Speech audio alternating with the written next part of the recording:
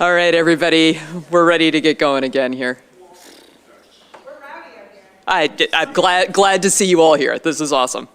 So, yeah, this is a good evening. We have a nice agenda tonight. I do want to highlight that we have our legislative visits scheduled for 8:15. If all of our legislators are here earlier than that, we will probably move them up forward in the agenda.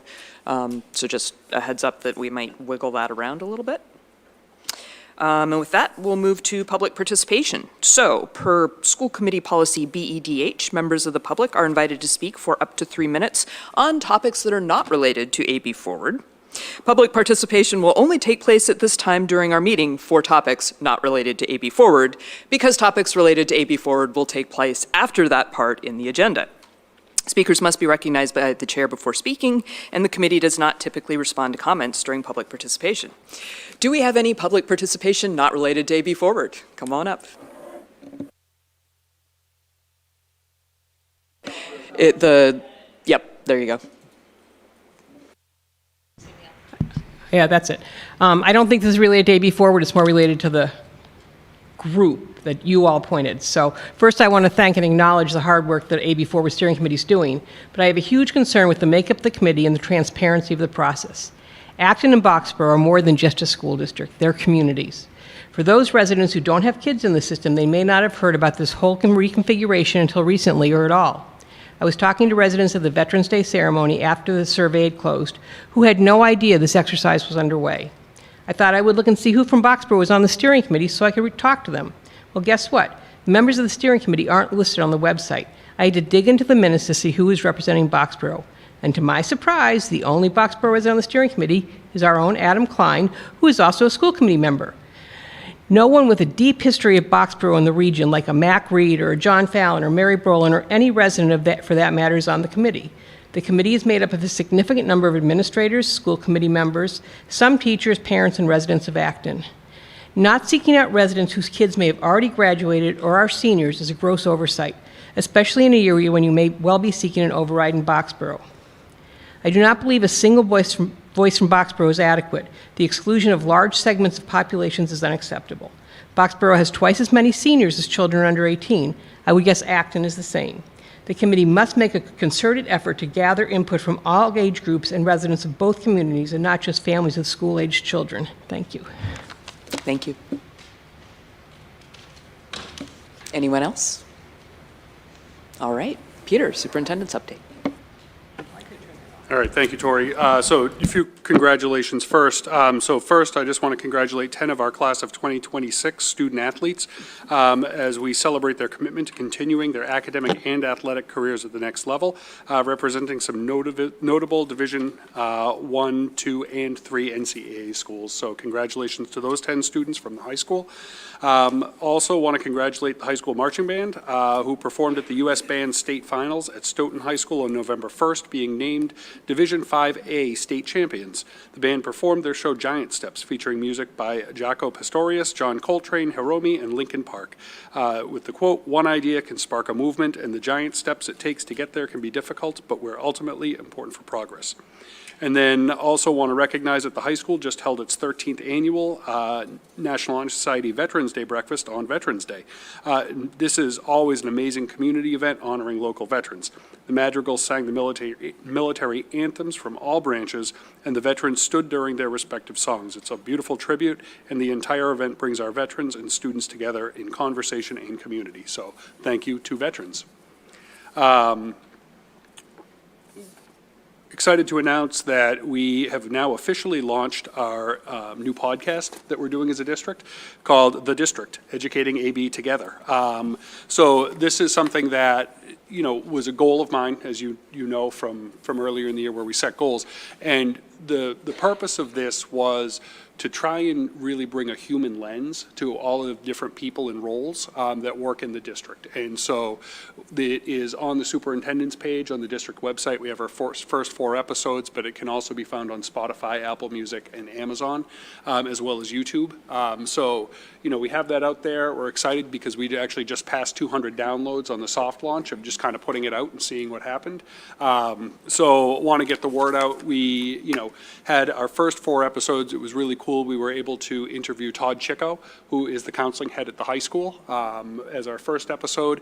We then interviewed Gabby Anella, who is the McCarthy Town office administrator. We interviewed Jim Scanlon, our new athletic director from the last couple of years. And then, excuse me, it is a long day. Who was our 4th interview? Thank you, Anthony Zhang, the vice principal at RJ Gray, who's been with us for the last few years. So those 4 episodes are out there. We'll be featuring 1 episode every couple of weeks as kind of a highlight episode out to the community. And then in addition, we actually just recorded our next 4 episodes today, which we'll be putting out as a bundle because 3 of them are a kind of a mini series based around the AB Forward work that we're doing and kind of different human perspectives on that. They're not designed as information on AB Forward. They're actually just designed as kind of the human lens to the work that we're doing. We had Tori in this morning recording, so you will get to hear, the famous version of Tori Campbell soon. We also had Christy Nealon, who is the principal at McCarthy Town Elementary School, give a principal's take on what's going on with AB Forward. We had a trio of people doing kind of a group conversation around how we think about, students' mental health, staff mental health, and supporting them during this transition, where we had Caitlin Nealon, who is one of our 2nd grade teachers over at Miriam. We had one of her parents that has worked with her over the last couple of years in a loop, Jess Rose. And then we also had Heather Stout, our district's director of mental and behavioral health and social emotional learning. So we did that. And then we also did one with Natalia Carroll, who is our new special ed director, just introducing her to the community. So you can look for those hopefully within the next week or so to be out, and we will continue that. I think probably our next recording session will be in the new year just because the rest of November and December are pretty tight. Hopefully get 4 more episodes out for the January period, and I'd love to do 4 episodes as we close out the year to kind of do a package of 16. But I just think what has struck me in all of the sessions, and for those of you that have an opportunity to listen, just the passion for kids that our educators have, and the sense of community that the educators feel across the district, with ties to students, ties to families, ties to the community, and just really wanting to do the best for everyone. So hopefully people enjoy hearing directly from the staff that we have in the district, and that is helpful in kind of humanizing the work that we're all doing. So excited about that. We will save the AB Forward update for later, and I just want to make sure I take the opportunity to wish all of our community members a happy Thanksgiving. Thank you, Peter. Questions or comments for Peter? I appreciated the Veterans Day breakfast. High school did a great job, Honor Society hosting it, and I'm pretty convinced that the podcast was just your good excuse to be the one asking the questions this time and turning the table on school committee members, so no, that was awesome. Thanks for that. Looking forward to hearing all the rest of them and how they come out. All right, so that brings us up to the annual enrollment report. Welcome, Andrew.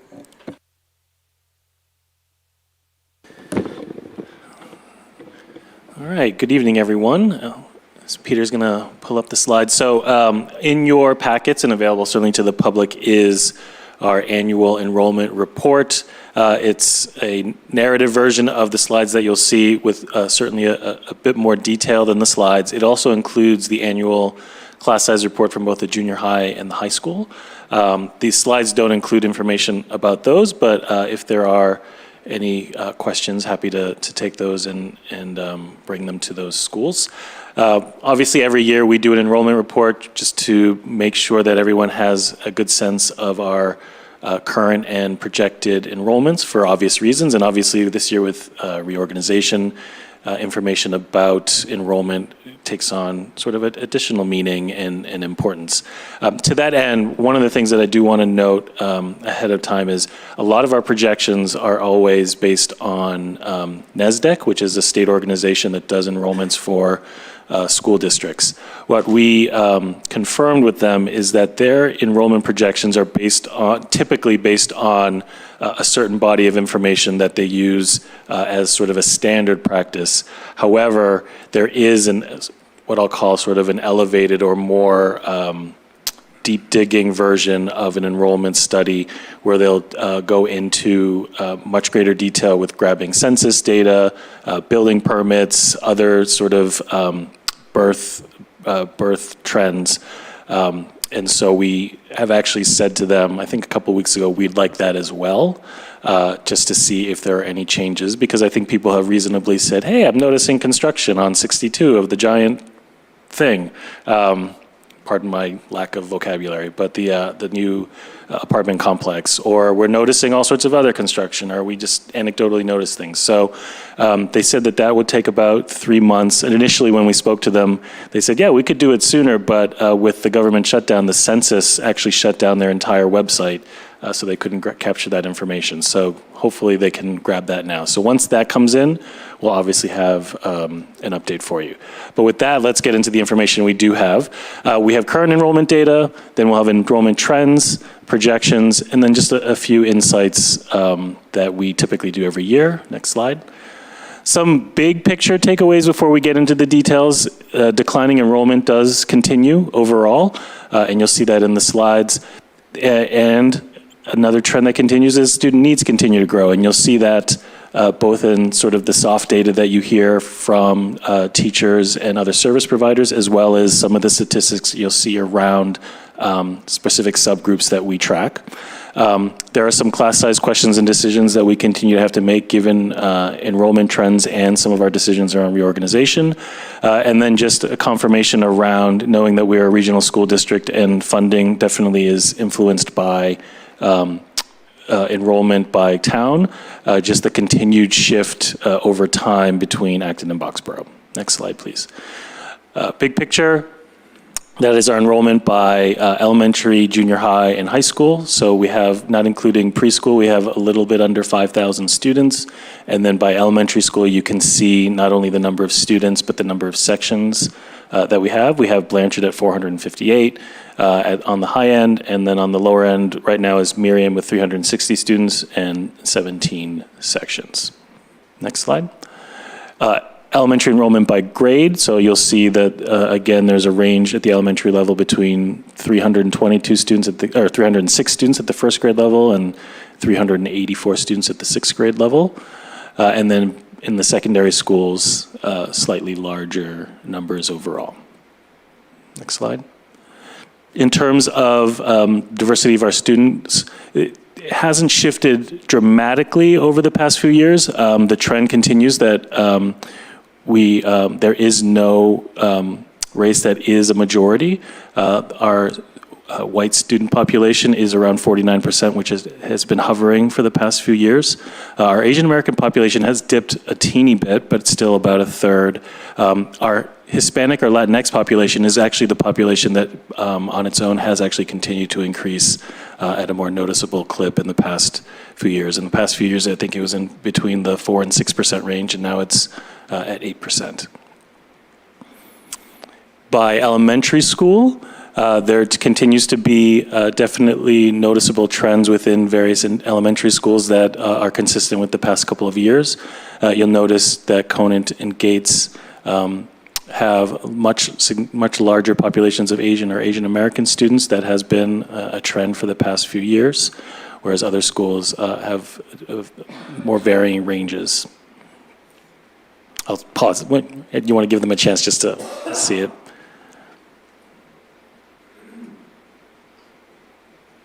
Okay. In terms of certain subgroups that we track, and again, student needs in a variety of ways, are economically disadvantaged, our English language learners, and students on IEPs, you can see continues to increase at varying clips.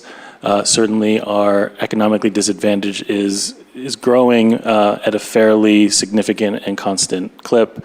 English language hasn't increased dramatically since last year, but certainly continues to be consistently higher than in even previous 4 or 5 years ago. And then here is the split between Acton and Boxborough. We've been hovering between low 17 and high 17% for the Boxborough share The projections right now are starting next year, it'll be between 18 and a little bit under 19%, which obviously then has implications for the cost sharing calculations. Next slide. So here are just a few slides just to offer, I think, the narratives that we've definitely been talking about and have an influence not only on our decisions with reorganization as well as finances. Our K-12 enrollment has, in the past 12 years, decreased about 9.5%. You can see now the large circle, we're at 4896. Current NESDEC projections have us by 2032 still going to about 4,600 students, so around 200 students less over the next 6-7 years. So that's elementary. And then the actual and projected to get, oh, I'm sorry, the previous one wasn't just elementary, it was the whole district. This is elementary projections. Again, starting in 2020, we were at 2,500 students. This year, we're at 2,477. And then in 2032, projections around 2,394 with a small increase. I mean, this is a deceptive chart in terms of the spike because it's really representing 23 students there and 27 of an increase, but overall decrease by 2032 about 6% from 2020. Next slide. This is a slide courtesy of Peter in terms of, we actually wanted to zoom out even more. So this is from 1995 to 2025-26, so about 30 years.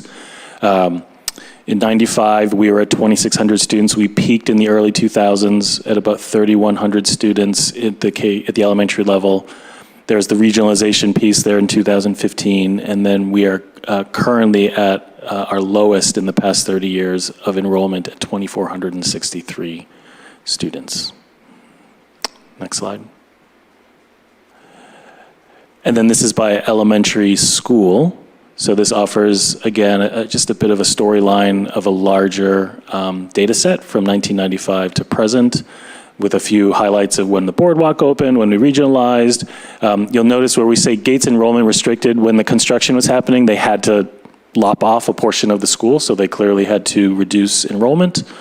You'll see when Parker Damon opened, because there certainly have been questions and wonderings about the impact of new school buildings and enrollment choices and things like that. So Parker Damon opened in 2001, and then until the boardwalk opened, it was the newest school in terms of physical structure.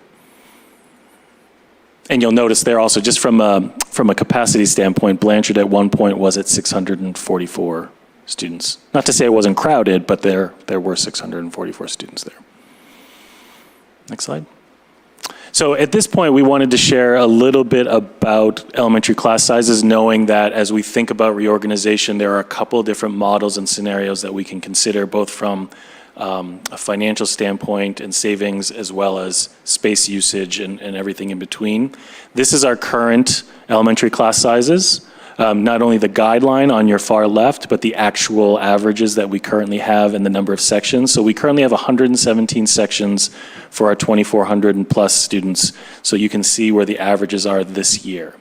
If you go to the next slide, if we reduce by 8 elementary sections, this is what our projected class sizes would be as compared to the guidelines. So if we do reduce by 8 and our enrollment projections are roughly accurate, you'll see that those class sizes do increase a bit, but are still roughly within class sizes. At the K and 1 level, they are slightly fractionally above the higher end at 8 sections. And then if you go to the next slide, Peter, which I think is the last slide, if we reduce by 11 sections, this is where you would be as compared to the guidelines. So again, you'd have more sections that definitely exceeded, certainly usually by about 1 student per classroom in terms of average class size, if you reduced to 106 sections next year instead of 117, with a projection of 2,400 students. So that's just food for thought. Those are things that, you have to weigh the costs and benefits of, class sizes and what the impact is on certain class sizes versus the savings versus our enrollment projections and all those things intersecting at some point or another. I think that's it for the slides. Obviously, there's more detail within the report itself. And then, as I said, there's also junior high and high school class size reports available to you and the public if that generates any wonderings or follow-ups. Thank you. Thank you, Andrew. Questions for Andrew? Lisa? Hi, thank you. So we keep reading in the news about the declining birth rate. Would you say that our enrollment trends are consistent with what we're seeing across other areas, other districts nearby, and possibly with, throughout Massachusetts? That's a good question. I'd have to look into that. I have heard anecdotally about, decline in school-age populations, but I will admit I don't know what it's like in our neighboring towns. Yeah. I will admit the only thing that I have heard is our more urban districts where, current practices around immigration and worries about that have certainly affected enrollment. But in terms of just in general birth size, I'm not familiar with comparisons. Yeah, it would just be something to be Yeah, it's considered. an If we're interesting within one curiosity standard and deviation or not wondering. of, yeah. Thank you. Adam? 2 comments and a question. So the first comment is, when we look at the shift in enrollment percentage, I think it's really important. You mean between Acton and Boxborough? Between Acton and Boxborough, yeah. I think it's really important not to classify it as one town versus another. So a decrease in students in Acton, if Boxborough were to stay the same, would result in a higher percentage of the assessment going to Boxborough. Boxborough did absolutely nothing. Fewer kids in Acton. Equally, more kids in Boxborough means that Boxborough's assessment would go up. So I think that it's really important to look at this not as fewer kids from this town or more kids from this town are changing the assessment. It's that ratio between the two. And obviously Acton's reduction can be more consequential on Boxborough than Boxborough's reduction or addition. So I think that's an important thing to look at. And that changes what the assessment goes to each town, and the towns look at their percent change of their assessment. They don't necessarily look at our operating budget, Right. Which becomes really hard for us because we'll drive a 2.5%, 2.75% operating budget, but a town may see a 10% swing in their assessment, and that difference is of no fault of ours, no fault of the town. It's just the way the student body shakes out. So that's my first observation. The second observation is, as we're looking at that 30-year span of enrollment, and you're looking at schools that had 620-odd kids in them, I think it's really important to remember that 20 years ago, the guidelines and the expectations around the number of students in a classroom, the number of other spaces that you need to have in a facility were very different than they are now. So, when we look at 644 kids in Blanchard as an example, I remember we had the principal walk through with the previous superintendent. What was it like to have 644 kids in this space? And what he said was, we jam kids in everywhere, and there wasn't necessarily those breakout spaces. There weren't learning spaces. There weren't special education rooms like they have now. So, I think I want to be really clear and careful that just because at one point we fit 628 kids in Parker Damon doesn't necessarily mean that it's designed for that number of students today. And I know that's something that Peter's been doing a lot of work on with the team as we're looking at reorganization. So those are my 2 observations. And sorry, my question is, if we look at economically disadvantaged, that percentage of students who qualify as economically disadvantaged, I know that there's a point at which we might get increasing state aid because we have a higher percentage. And I guess my curiosity is, what is that point at which we've had a percentage of economically disadvantaged students that might trigger us for nominally more aid from the state? That's a good question. I'll have to look into that, but that's a good question to ask. And then to your point about sort of apples to apples comparison in terms of something 25 years ago, to your point at Blanchard, we now have, and appropriately so, rooms dedicated to pathways. At McT, we have rooms dedicated appropriately so to Compass and things like that. So to your point, in terms of what is best practice instructionally may demand a different type of arrangement physically. Yeah, and we know we've got kids in closets doing special education and all of that, so it's something to consider. Glenn? I believe the microphone is okay now. There you Hi. So one thing about the enrollment data, I remember hearing earlier that sometimes kids will come in from out of district, from a different district, the families will move into town, and then And then that's one reason why the literacy rate for third grade may be challenging, because my guess is that the longer we have kids in the system, like, it's quite good, and then the literacy rates aren't as big as a concern there, but if kids move in from less advantaged districts, then there may be a case there. Is there a point in the data where are families from out of district more likely to move in if they're in like elementary school through middle school or high school? So you're asking about sort of age of entry? Yeah.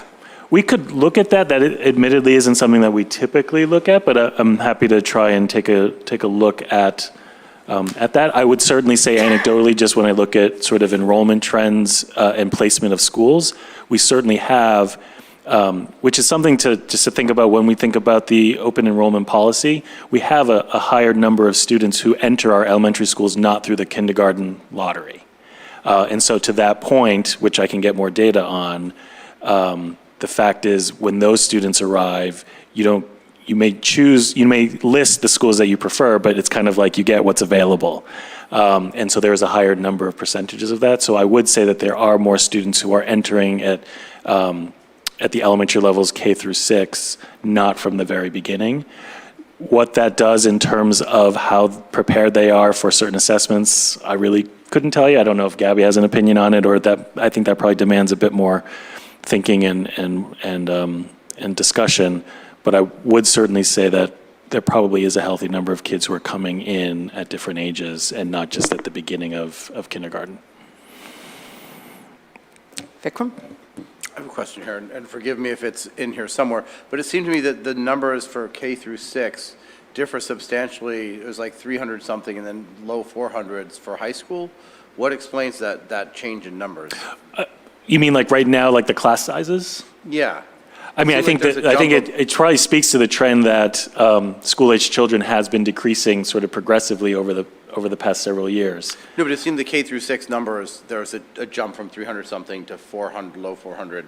Right, so are you saying like right here, like in grade 12, we have 415 kids in grade 12, we have 416 in grade 8, Right. but then in the elementary levels, you have lower. So you think it's really just attributing to the declining? That would be my suspicion. Thank you. Andrew, can you talk a little bit to the number of students from Boxborough who go to school in elementary schools in Acton, and then vice versa, the number of kids from Acton who go to school at Blanchard? Yeah, it's in the report, so if someone can help me, I think there's certainly more students who go from Acton to the Blanchard School than vice versa. I think it's 100 and, somebody want to help me out here? I think is it in there? 105 Acton residents attending Blanchard, 83 Boxborough residents attending. Right, Acton so schools. a net difference of about 20 some odd kids in terms of going back and forth. And then Blanchard's enrollment was 400 something? if I 400 remember right? So it's- and, do you have the slide? 58? 458. Okay, cool. Yeah, just something I've been thinking about is we've received terrific feedback about the role that our elementary schools play in our communities and the tight ties there. I think one of the things that I'm also recognizing is that when we have kind of that exchange going on, that is also broadening those ties, and you get to see some of the traditions in another town, which I think is pretty neat as well. So it's a great opportunity. All right, anything else, crew? All right, thank you. All right, well, I'll stay here for the next one, too. All right, you're on. So the next one is an initial read for a new policy for competency determination. I'm probably going to ask Gabby for an assist. You could probably stay there, Gabby, but just to tee you up, you may recall that last spring, as a result of the state voting, the residents voting to eliminate MCAS as a graduation requirement, school districts had to implement changes to their graduation requirements that eliminated MCAS but incorporated requirements under competency determination. As a result of that, we updated our graduation requirements policy. In addition, and tell me if I'm saying this incorrectly, Gabby, over the summer, DESE said, and we would like all school districts to create a separate policy that was specifically around competency determination and the criteria that schools would use to ensure meeting that obligation.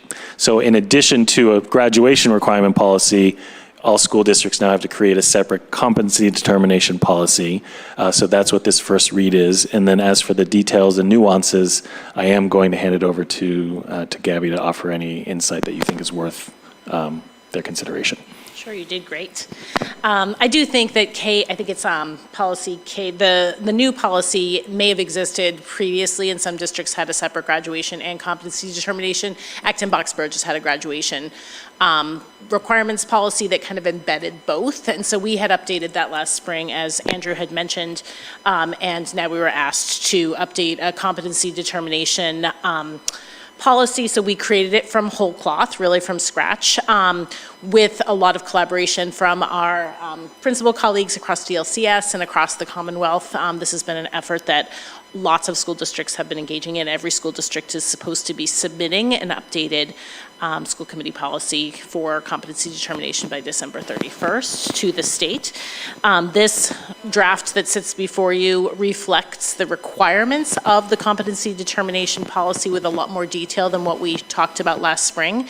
It delineates the courses that count towards competency determination. It also talks about the criteria for completion and mastery, and we've kind of yoked to those two things because of the level of rigor and clear alignment here at the high school, where we determined that if a student does pass a class, then they have reached the appropriate level of mastery.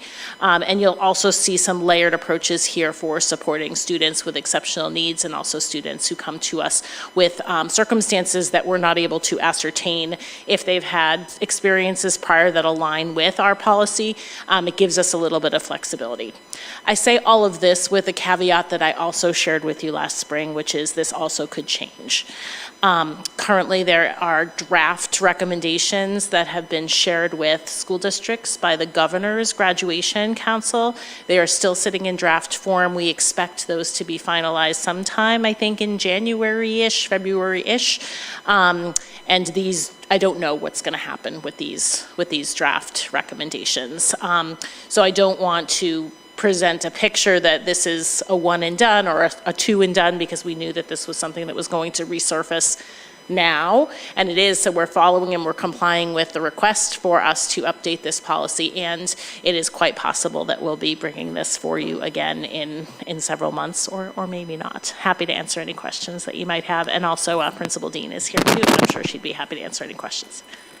And let me just add one more thing, and not to add pressure, but I think Desi is, one reason why we're sort of leapfrogging this now is I think they have an expectation that school districts approve this by December. Correct. We need to affirm that school committee has reviewed, and by the end of December 31st is the deadline. It was originally October, and that was extended to December 31st. Pretty early on, I think, when school committee, when school districts, reached out and just talked about the reasonability of doing that, especially with the new CET policy that you're aware of and other changes that have been coming out of DESE. All right, any questions or comments? Adam? I feel like saying that this agenda item was a meeting that should have been an email. So you're telling me that we spent countless hours, staff hours, on putting this together. We're being required by the state to submit this, and at the same time they're telling us you're probably going to have to change it in a couple months after we've done this work. So I want to express my gratitude to the staff and to the policy subcommittee for all of this. But this is exactly why we are struggling to provide excellent coaching and curriculum support to our students, because we're spending time on mandates from the state that are not funded and are guaranteed to change in several months' time. It's the same with the graduation requirements that we did last year. We did it, we pushed it through, we spent countless staff hours on it just so that we could have that change for us coming up soon. So I'm expressing my frustration with that, but my gratitude for the work that was done. Thank you. Hang on a sec, Vikram. Go ahead, Gabby. I just want to say, there's sunshine behind the cloud always, right? And so one of the things I do want to highlight is something that Joni's been incredibly vocal about, which is this policy actually, with naming the courses, really did put us in a position where we were able to increase the level of rigor and the expectation, and I don't know that it would have come had this specific conversation. So there was a feeling of a win here in terms of the work that Joni's doing with releveling and ensuring that all students have access to highly rigorous, standards-aligned, college, career, and life-ready coursework. So I do want to just share that one extra piece just to make you feel a little bit more at ease with that, and I understand the sentiment as well. I liked Adam's outrage more, quite frankly. We'll see more if he saves it for our visitors coming soon. Vikram. No, at the risk of potentially ruffling feathers, and I don't mean to do this here, it seems to me that these requirements are on the lighter side. I mean, certainly people can do more, but is this sort of like the basic requirements for graduating? And is it possible that we want to think about making them more stringent? Does anybody want to speak to that? I actually just want to point this out because I had the same very same thought, Vikram. This is not a graduation requirement. This is a competency determination.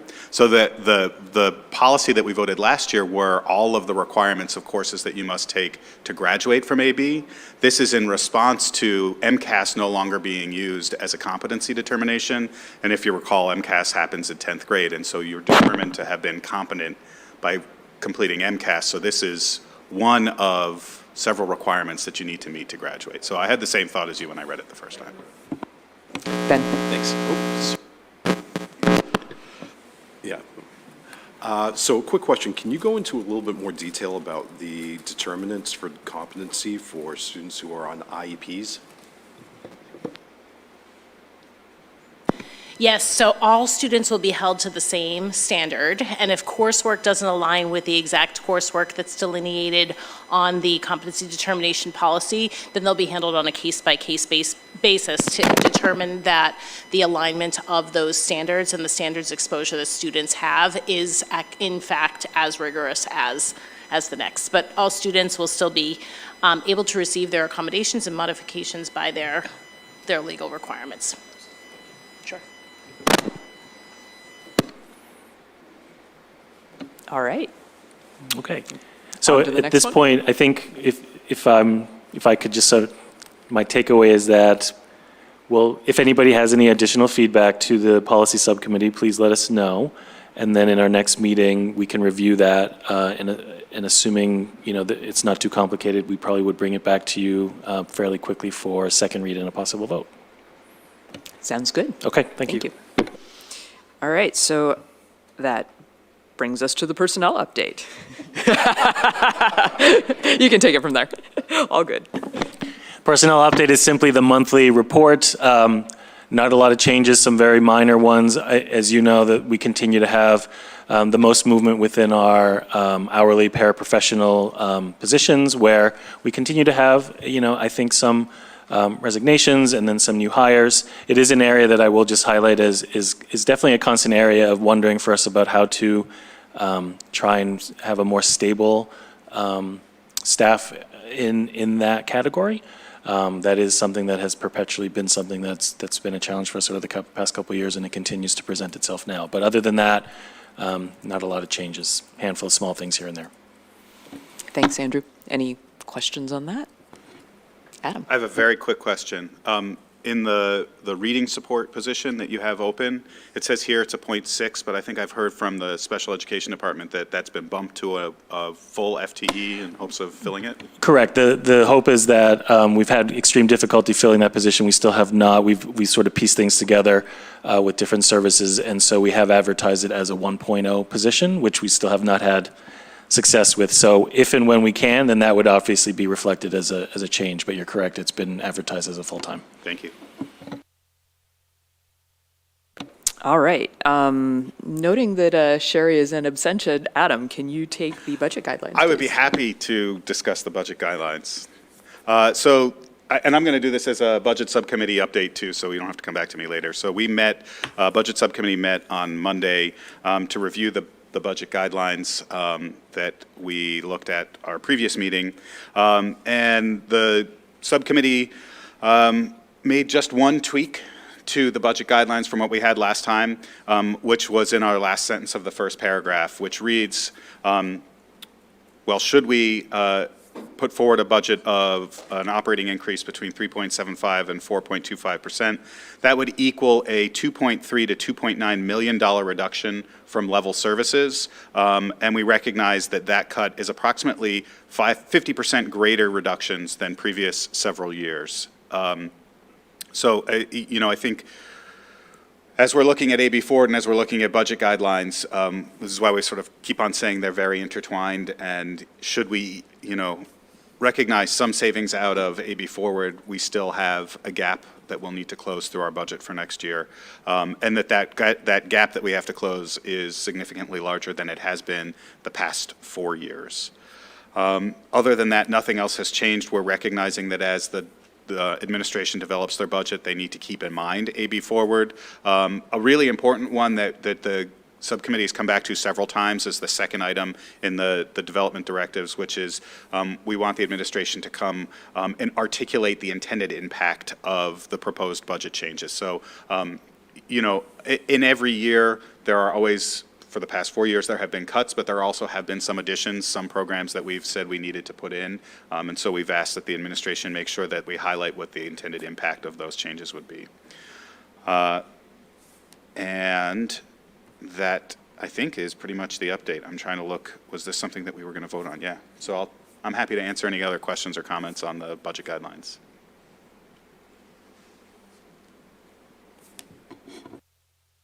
I'm not seeing an appetite for questions or comments. In that case, I would entertain a motion. Move to approve the budget guidelines as presented. Thank you, Liz. Second. Okay. Glenn with the second. All in favor? Aye. Any opposed? Any abstentions? Ben, thank you. All right, so we have budget guidelines. Which brings us to AB Forward. All right, thank you, Tori. Adam? We might have rock, paper, scissors before the meeting on who was going to give the AB Forward update. And please, Tori, Peter, chime in if I forget anything. It's been a week. So the AB Forward Steering Committee met on Tuesday. This was the first meeting that we had back with that steering committee after all of the community input that we went out and received over the past month. And it was quite amazing to realize it had only been about a month since we sort of put these options out into the community.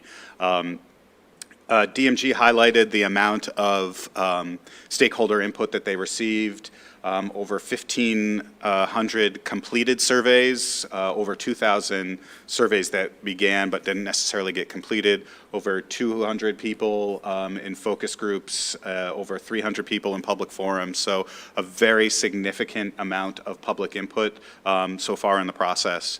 As the steering committee, we had an opportunity to sort of ask some additional questions, make some comments. That very brief packet that's also in our packet here of roughly 111 pages or so included a whole bunch of supplemental information, including the summary of the Hanover research around grade configurations and some of the financial implications of each of the different options. The steering committee did an exercise where we first sort of did some voting. We looked at how we liked each of the options across a variety of measurements, and then we had sort of the big question at the end, would you like to keep or get rid of any of these? In our first round of voting, we did get rid of one option, which was 7.2. And then we had an opportunity to, in sort of small groups, go around and discuss each of the remaining options using Post-it notes to sort of list what we liked and what we didn't like, what were positives, how it affected things around school community, student outcomes, financial components. And we all sort of got to then walk around and look at those comments on the Post-it notes. What I would say is that the 100+ people in the audience also got an opportunity to mob us and the tables and look at all of those notes. So it was a really great opportunity for everyone else to see where the thinking was. After that, we did another round of voting. I'm I'm not going to say with an emphasis on, but with a clear directive that this would be an opportunity to take options off the table so that at our next round of discussions, at our next steering committee meeting, we wouldn't have to review them in depth. And so with that, we removed additional options. The option number 1, which was status quo, option number 9, which was expanding the district, and there was all of the options that affected the secondary schools, with the exception of one of them, were also removed. And prior to the committee sort of settling on that, a member of the committee just pointed out that that decision, should we move forward with it, meant that the remaining options did not include the Conant facility in them. And so there was a moment of recognition that the decision that the steering committee was making was to ultimately put forward to us as the school committee the closure of the Conant facility. There are still options on the table where the Conant school exists in other variations. I think that the only other comment that I would make in my observation on this is that it was a very full room, lots of people listening in intently, and we did have some public comment at the end, and I was just so pleasant. I'm not even going to say surprised. It was just such a pleasant opportunity to have the public come back and be in the process with us, and not sort of tell us that we were making poor choices or anything like that. I think people had a lot of ideas and recommendations, and they also recognized the challenge that the steering committee was going through. And as we've seen in all the emails that have been coming to us, a lot of people are recognizing the difficult decision we're going to have to make. Tori, anything you want to add? Yeah, you know, as I think about what it means to be somebody who's sitting in the audience and hearing that decision who has a family at Conant, when we think about sense of place, it has to do with the memories and the people and the relationships that you have there. And a lot of those really are tied to location. And so it's easy, I think, if you're outside of that to say it's just a building, but it's not just a building to a lot of people. It matters. And so just recognizing that we're probably going to go through a number of these phases as we go through this process where maybe we have something that we hold on to dearly that means a lot to us, and we're going to see that it's not going to continue in exactly the same form that it is right now. And there's going to be a moment of we have to acknowledge that sense of loss and grieve for what we're feeling right now. And we're also going through this together.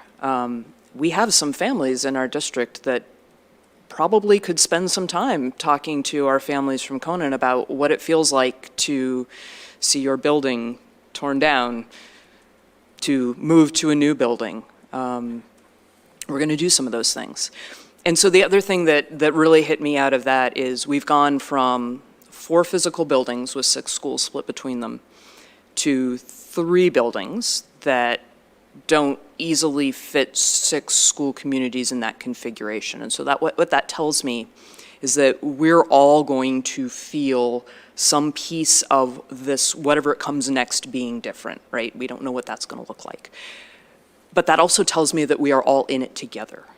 We are building whatever this is together. And I go back to, I mean, you've seen all of the letters we've gotten. I think I counted, it was over 100 in the past month that have come in to the school committee shell, in addition to all of the ones that have been submitted through AB Forward.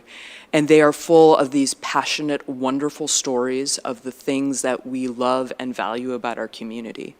And so kind of the mental model I'm thinking of right now, you know, Peter, you talk about filling cups from your jug of water and how there's less and less and less when we talk about financially. Well, I guess I'm thinking about we now have 3 school buildings and we need to fill them with all of the things that we value and love. And it may not be in exactly the same configuration that it is right now, but all those things are important. So I guess I would just share my hope is that people will keep reaching out to us, keep walking with us in this process. You know, like Adam, it was an incredibly thoughtful group that was there. And, you know, I always go into these things a little nervous. You never know where it's going to go. And to just feel supported. And especially knowing that, you know, our steering committee was a little stressed out about the whole thing too. And to be in there going through this together, that was really that felt really good, and I'm really grateful to our community for their thoughtfulness in all this. Peter, do you have some thoughts you want to share? No, I just recognize, and we even talked about this as the leadership team today. One, just a lot of gratitude for the steering committee, because it is, you know what it's like to sit on camera and be watched making decisions, and how that influences your own participation in meetings, right? It's a different feeling than if you're just in a meeting somewhere and able to conduct your business without many eyes on you.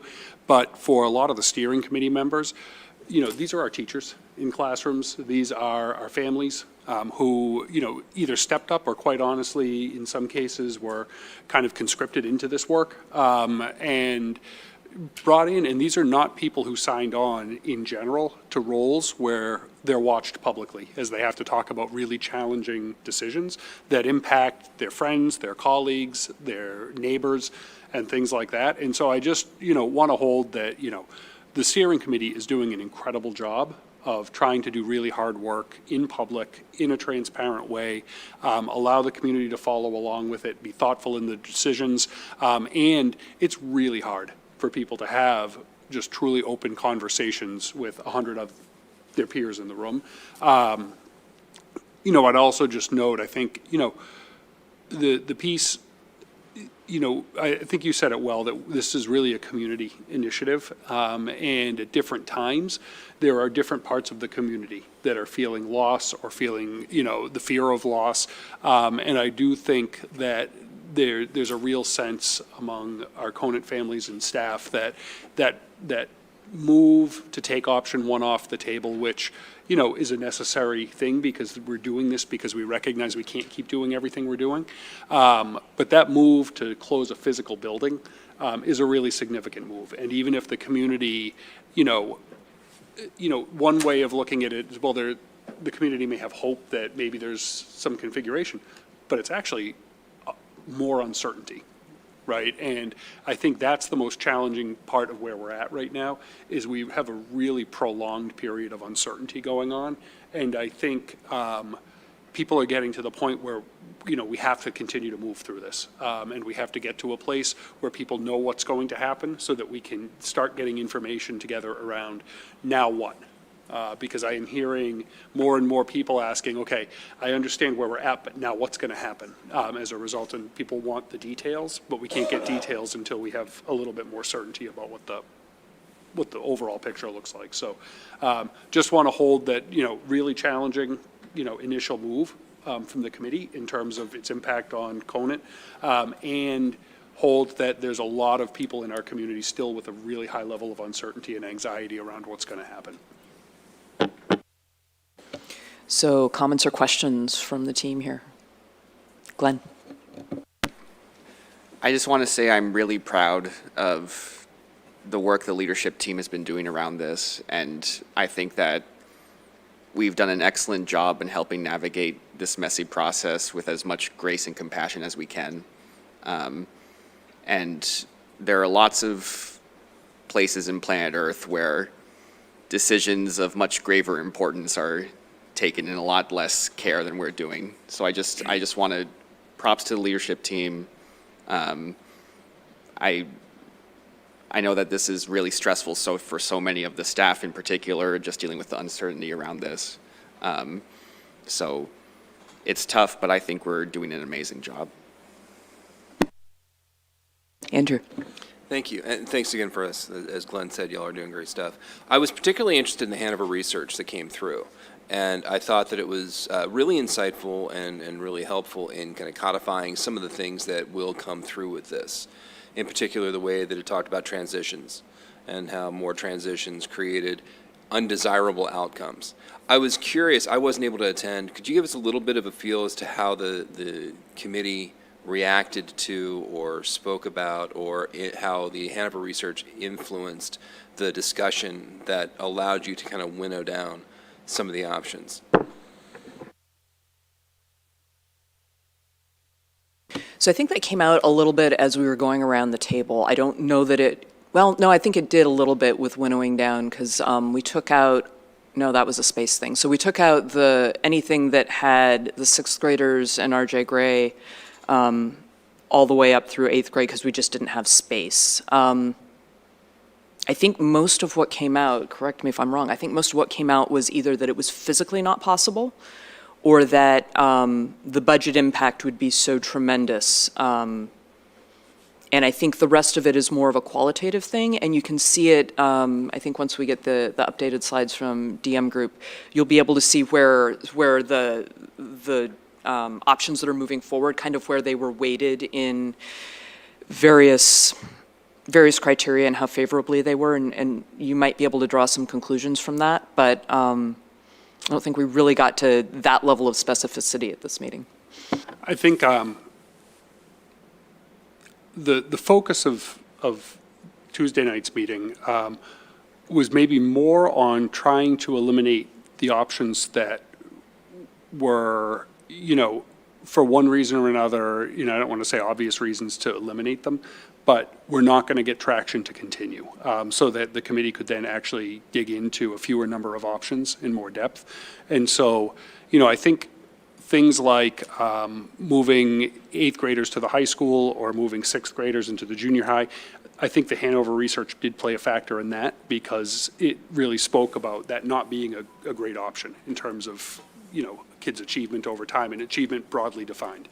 And then I think there were other options that, obviously option one, we're doing it because it's not economically feasible. We just can't run the number of schools we're running right now. And then I think, the other options that were discussed, it's just not physically feasible. Like we cannot fit our sixth graders in the middle school. So I anticipate that you're actually going to see more of that research discussion actually feeding the remaining alternatives now that we've actually, winnowed it down to a smaller number of choices. Which does make a lot of sense. I think one of the things that we've been focused on, because it's easier to grasp, is the budget, is the space, is the logistics, is the form. What I was really excited about by reading this research from Hanover is it spoke about the impact on the students, not just on their outcomes, but on the path they go through elementary. And it found that, if you read through it, and I actually, please read it, it's fascinating. You found that the research supported the structures we had, even though we didn't know the structures we had would be supported by the research. And I thought that was really, really fascinating. But I recommend everyone take a chance to read it. It speaks to the quality of the cultures that the kids will go through, and I think it's the most important part going forward. One really quick thing. I was fascinated by that too, and it actually talked about K-8 structures and the strength of those. And what was fascinating is our junior high's performance actually bucks the research trend that you would have seen where, our students really thrive when they hit 7th and 8th grade. But yes, absolutely, the concept of keeping kids together for longer really stood out to me in that research. Liz. Thank you, and thank you to the entire, steering committee for putting in the work. I just wanted to, kind of opine on the shared understanding, as I believe it to be, that, now that we have limited a few of these options, there is still no one option that is being shown any preference. I know I am still very purposefully not putting, I am not choosing like this is what I'd put my weight behind yet because I'm still waiting for more feedback, more information. And, the steering committee will be meeting again in the beginning of December to really dive, into this a little bit deeper. So I just wanted to kind of make that as a point, and I don't know if you might want to support that, this does not mean that there's been a decision made. 100%. And back to, there are many ways to send us feedback. The AB Forward public comment form, the steering committee, or the school committee email shell, and then all of our public comment opportunities at all of our meetings. Absolutely welcome that feedback. Yes, thank you, Liz. Who else? Lisa. I just wanted to quickly say, as a parent of a kindergartner and a fifth grader at Conant, I really do appreciate Adam, Tori, and Peter for naming the loss and acknowledging the grief and providing words of support and care and compassion.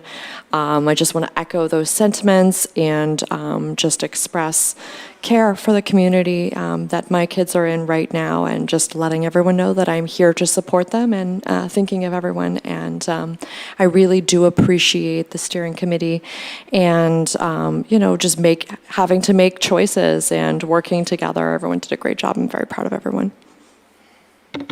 Likewise, as a Conant family alum, we're feeling this too in our family. So thank you, through you, to the steering committee. Vikram.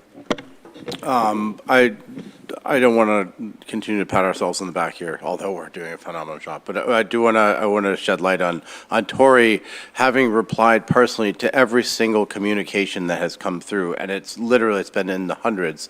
But what I really want to thank everybody who's been watching this and everybody that we talk to in the public, everybody is thinking about this and talking about it and bringing it to our attention. And it's really important that the public does this. I find the emails to be extremely helpful because it gives us another glimpse into how everybody's seeing these things. All the time, all the conversations we've had, just please, it really, really helps all of us on this committee so much. We don't know, it's your guiding voices that ultimately help us determine what the best path forward is. So please keep all that communication coming, and really sorry about your writer's cramp, but really the emails really are very helpful. And I also appreciate those of you who keep me straight when I mistype something. Thank you for that. One out of more than 100. All right. So I noticed that our special guests are here. Are we ready to wrap up our AB Forward discussion? Public comment. We're going to hold our public... For AB Forward. Okay, yeah, actually, can I see a show of hands of who's interested in doing AB Forward public comment? Okay, we'll go ahead and take those, and then we will invite our legislators up. So, maximum of 3 minutes. Come on up.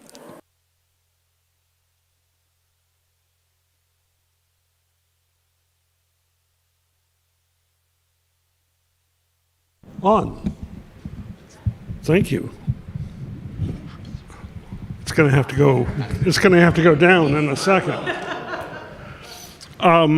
Greg Jarboe, 5 Cherokee Road, Acton. Yes, I'm a member of the Finance Committee. No, I'm not speaking on their behalf. I'm speaking as an individual.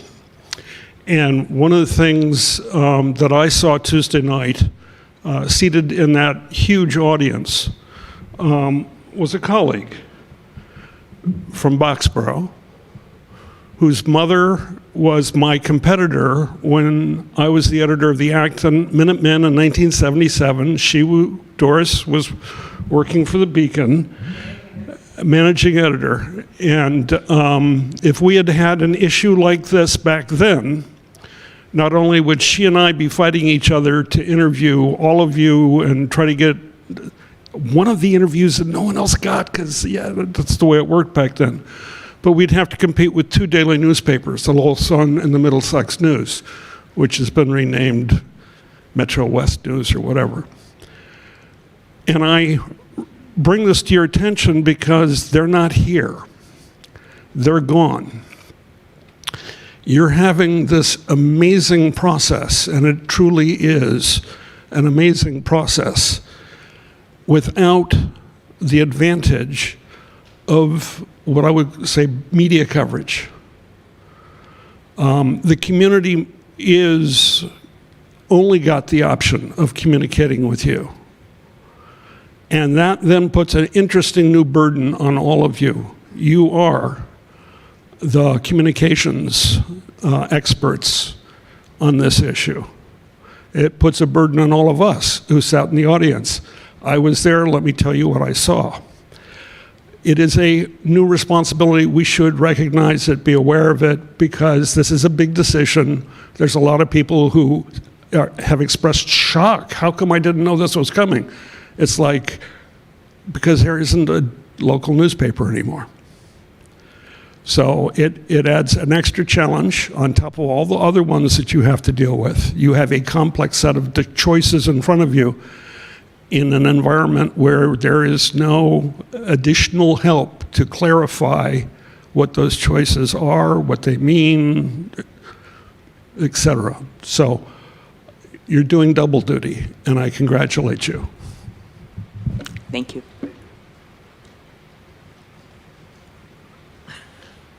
Thank you, Vikram. Perfect. Thank you. All right, this is old time day, apparently. So I've got two hats. I'm going to talk to you as Kristen Hilberg and then as the chair of the select board in Boxborough. So as Kristen Hilberg, I don't know if any of you know that I was a teacher. I have an MED. I got my degree in 1989. And for what you youngins don't know is that was the beginning of what's happening right now. And I worked in Holyoke, and I watched people being laid off and class sizes change. I lost my job. I wound up working in Concord for a little while. I lost that job, and then I had babies. And all of these staff cuts were happening, people, tenured teachers. It was awful. And I empathize with what you're going through, and I empathize with what every staff person is going through. But what I also want to remind you is what goes down comes up, and what comes up comes down, and it's cyclical. I do believe this has happened twice during my adult lifetime. This is not going to be forever. This is something you have to do your best to endure and get through, and understand that the community is behind you. I mean, the Acton-Boxborough School District is what ties all of us together. I don't necessarily think of myself as, like, when I introduce myself to people, I use the words Acton-Boxborough. I'm from Acton-Boxborough. So that's something that's inside of all of us. So I want you to remember that. So that's my Kristen Hilberg thing. All right, my select board thing. Of course, people in Boxborough are really, really concerned about the loss of Blanchard. And we are just as empathetic to what's going to happen to Merriam, what's going to happen to Conant. We understand that there are certain schools that are going to feel more impacted than other schools. We would have liked to have seen option 5-1 fall off the table. It's close. It's way over on the line over here. But what I want you to know as a select board member is that residents are coming to us to be a voice. And it's not because they don't think the school committee is hearing them, but they want more voice. And so I did mention to Tori that you might hear from the select board, but we are not going to speak to you in any way telling you what to do or how to do it. We're representatives of our community members, and it's just one more way that they feel that they're communicating with you. So if you do hear from us, I don't want you to take it as, who the hell do you think you are? Because you were not elected to do this job. That is not where it's coming from. And if you know me at all, or you know the current select board, we are a collaborative group that wants to work with you. And to that end, we'll be working with our FinCom to look at our numbers, to create budget guidelines, to work with you and not against you. We'll be very clear with what we can afford and what we can't afford. We will be very clear with how we're going to work to get to where we need to be. We're on your side. I want to be really, really clear about that. And I also want to thank Adam, because Adam comes to every one of our meetings. He's like an honorary select board member, because we run a pretty loosey, well, all right, I run a pretty loosey-goosey meeting, and we're like, Adam, come on up and talk. What do you think? Tell us what's going on. So I'm going to try to be better about being here so I can bring back stuff to the school, to the town too. That's everything. Keep up the good work and get rid of option 5-1, all right? Just Thank you. All right, so we'd like to welcome Senator Eldridge, Representative Cataldo, and Representative Senna. And yes, we need another chair. Thank you.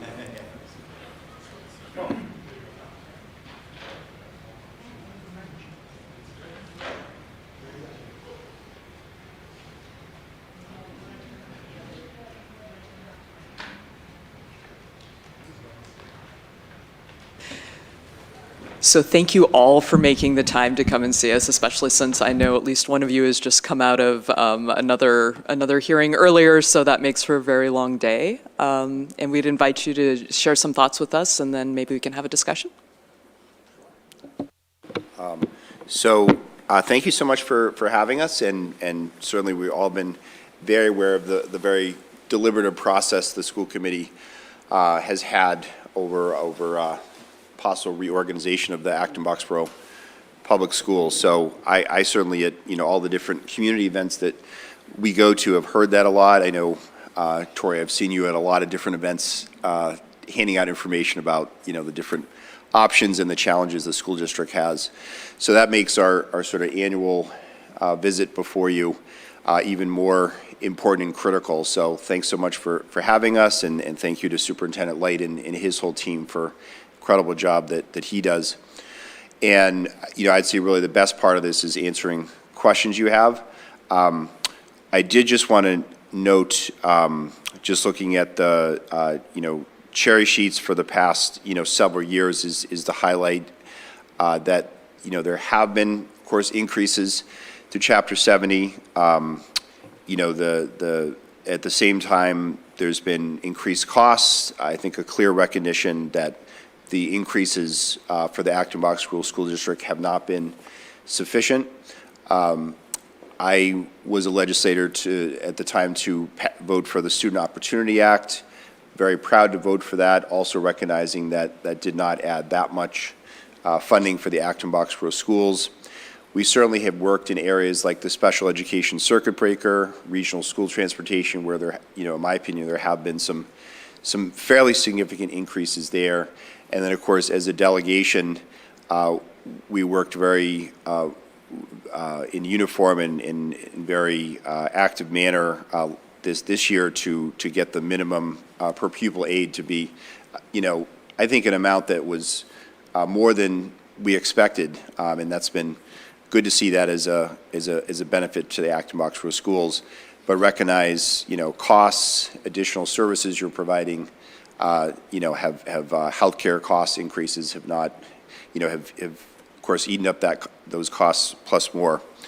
So just wanted to note that, and then as I think you already know, I think I talked with some of you this week earlier, is that in the FY26 budget, there is the Chapter 70 local contribution study, and certainly I'll be submitting comments. Would like to hear from the school committee members and superintendent on that. Just to highlight, for anyone who's watching or those who are here, the study, which is charging DESE with this study.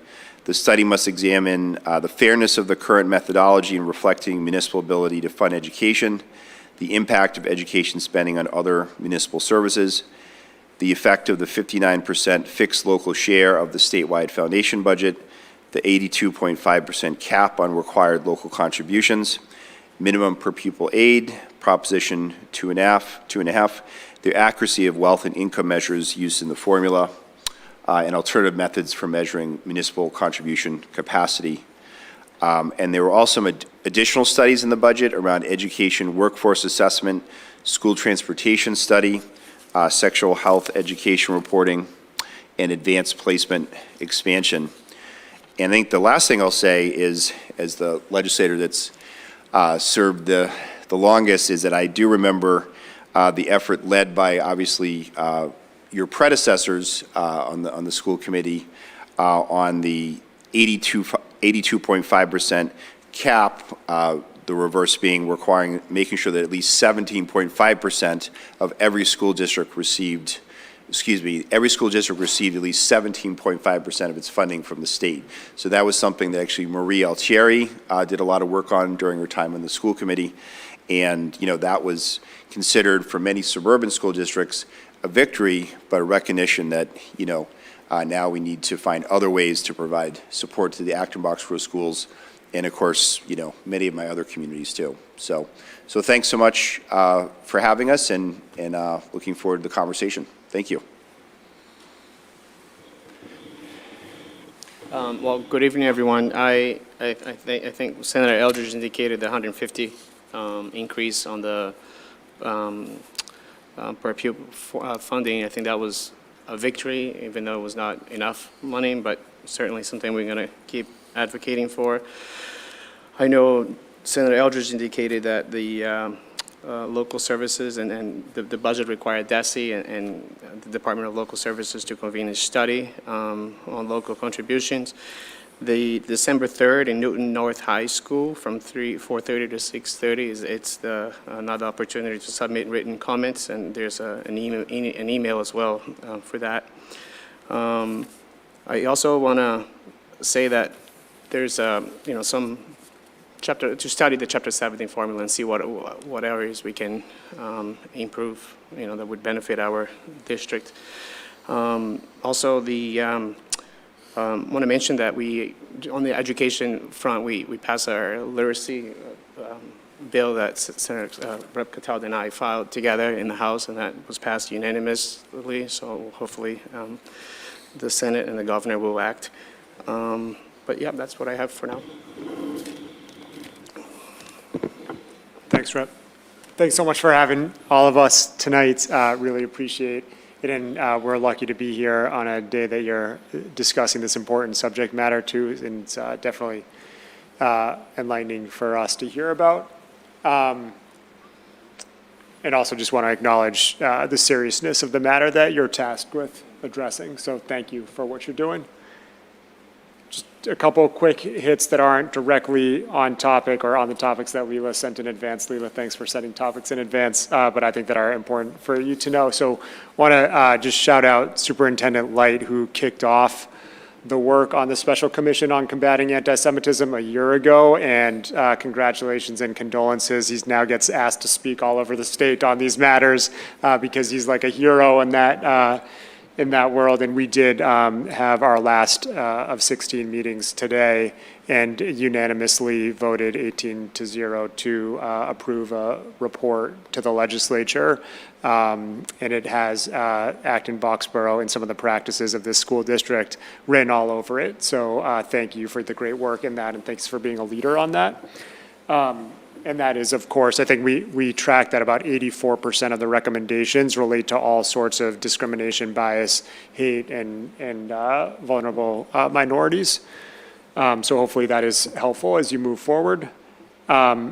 With respect to the literacy bill, I also just wanted to recognize that it was actually an Acton resident who brought us the literacy bill, Nancy Duggan, and that was one of the first major pieces of legislation that the House passed this session, a bill that Rep. Sena and I co-sponsored or co-filed. And I'm not speaking out of turn. The Senate President has made very nice comments about that bill. So I think that that's something that's there's a real good chance that something will move forward with that. I don't think that it will, from what I understand, I don't think that it will significantly affect any literacy practices in Acton-Boxborough schools immediately, but there's a lot of go-forward policies to ensure that the state is providing a good, robust framework for literacy as evidence changes and best practices change on literacy moving forward.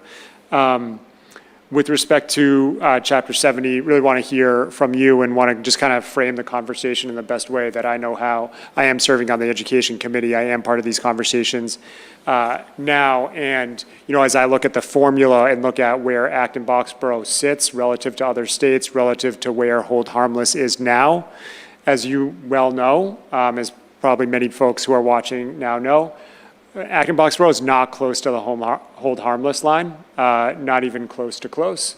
And I think, I look at basically two ways of where we go from here. One is to continue the excellent advocacy, and Acton and Boxborough should take credit with raising the minimum aid from about $30-something the year before I got into office 3.5 years ago to $150 now, compared to the governor's proposal of $80. That's what we passed, and that's what was signed into law. That's not enough. And it seems to me that a lot of the focus, if not all of the focus, and I'll get to why perhaps all of the focus needs to be on the level of the foundation budget for a community like this, because I do not expect a panacea from cracking open the Chapter 70 formula. And the reason is that that is a rob Peter to pay Paul situation. That is just the fact of the matter. That does not change the whole pie unless, and we should advocate for this, unless we are saying we are raising the floor for everybody. That being said, if there are, and there are experts in front of me and behind me on this matter, and probably watching on TV too, if there are tweaks that will disproportionately help Acton and Boxborough, AB, then we need to know about those. So if it's a tweak that's going to help Acton-Boxborough and help 350 other school districts, it does not help Acton-Boxborough because it does not change the whole pie. If it is a tweak that, for instance, changes something about how we are measuring the wealth of the community, the local contributions of the community. If there are other variables that could be taken into account that do not specifically, other variables that do specifically kind of weigh something that Acton has that is very different from other communities, then I think that is more helpful. What's not as helpful is something that is not going to disproportionately help Acton-Boxborough. I hope that's a helpful kind of framing, because what we want to do if we do crack this thing open is really make sure that we can advocate for something that's going to disproportionately help this district. The reason being that we cannot take for granted that it's going to be better or neutral. And it is very possible that it gets worse if we change the formula. So that's why in the meantime, we have been advocating, and you have been successfully advocating to change what minimum aid communities get at a minimum. And that's something that we need to continue to do no matter what. I'll stop there. Thanks so much, and glad to answer any questions with my colleagues. So I might jump on this first one because I feel like you just asked a good question and we've had about a 45-minute discussion. So we have a group that is headed into the December 3rd hearing. We have select board members coming on with us as well to talk about this. And while I haven't done the full research on what it looks like for everybody else, the baseline narrative is something that we have been discussing in the tri-board meeting when we had all 5 of our boards, yes, tri-board, 5 board, when we had all of us here. When you look at the way the local contribution is calculated, you have the combined effort yield.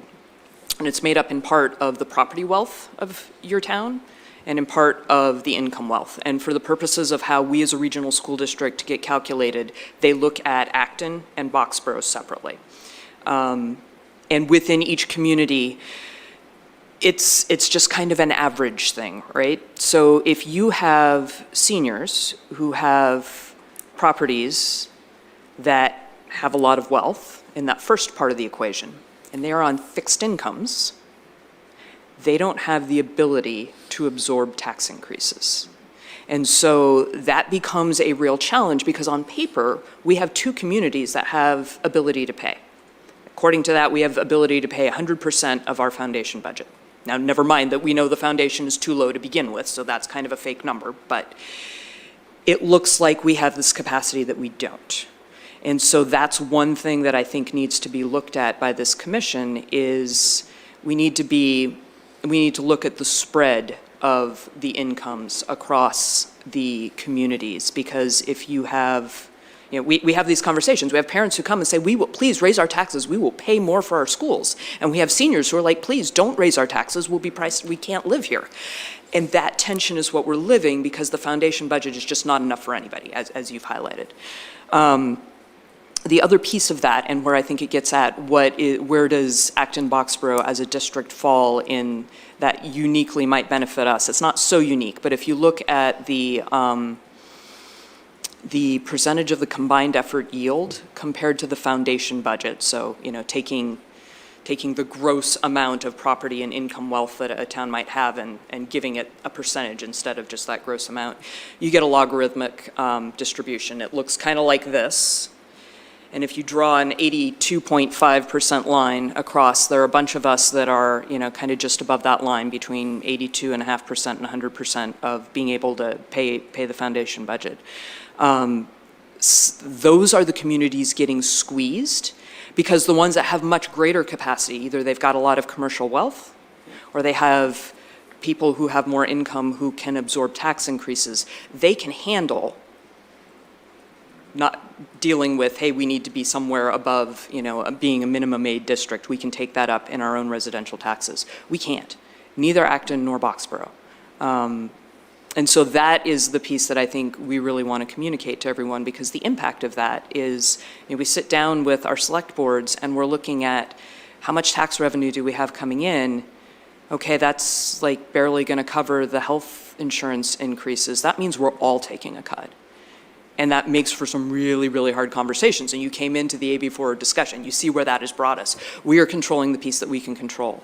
But we really need help from the state because none of this is enough, and it feels like the state is not holding up its constitutional obligation to support education when we are all in this position. Go for it. Do you know of other communities that are on that part of the curve? And either now or at some point, if you could tell us what those are so that we can talk to our colleagues who represent those communities, that would be helpful. I will send that along. I have Thank you. I have it broken out.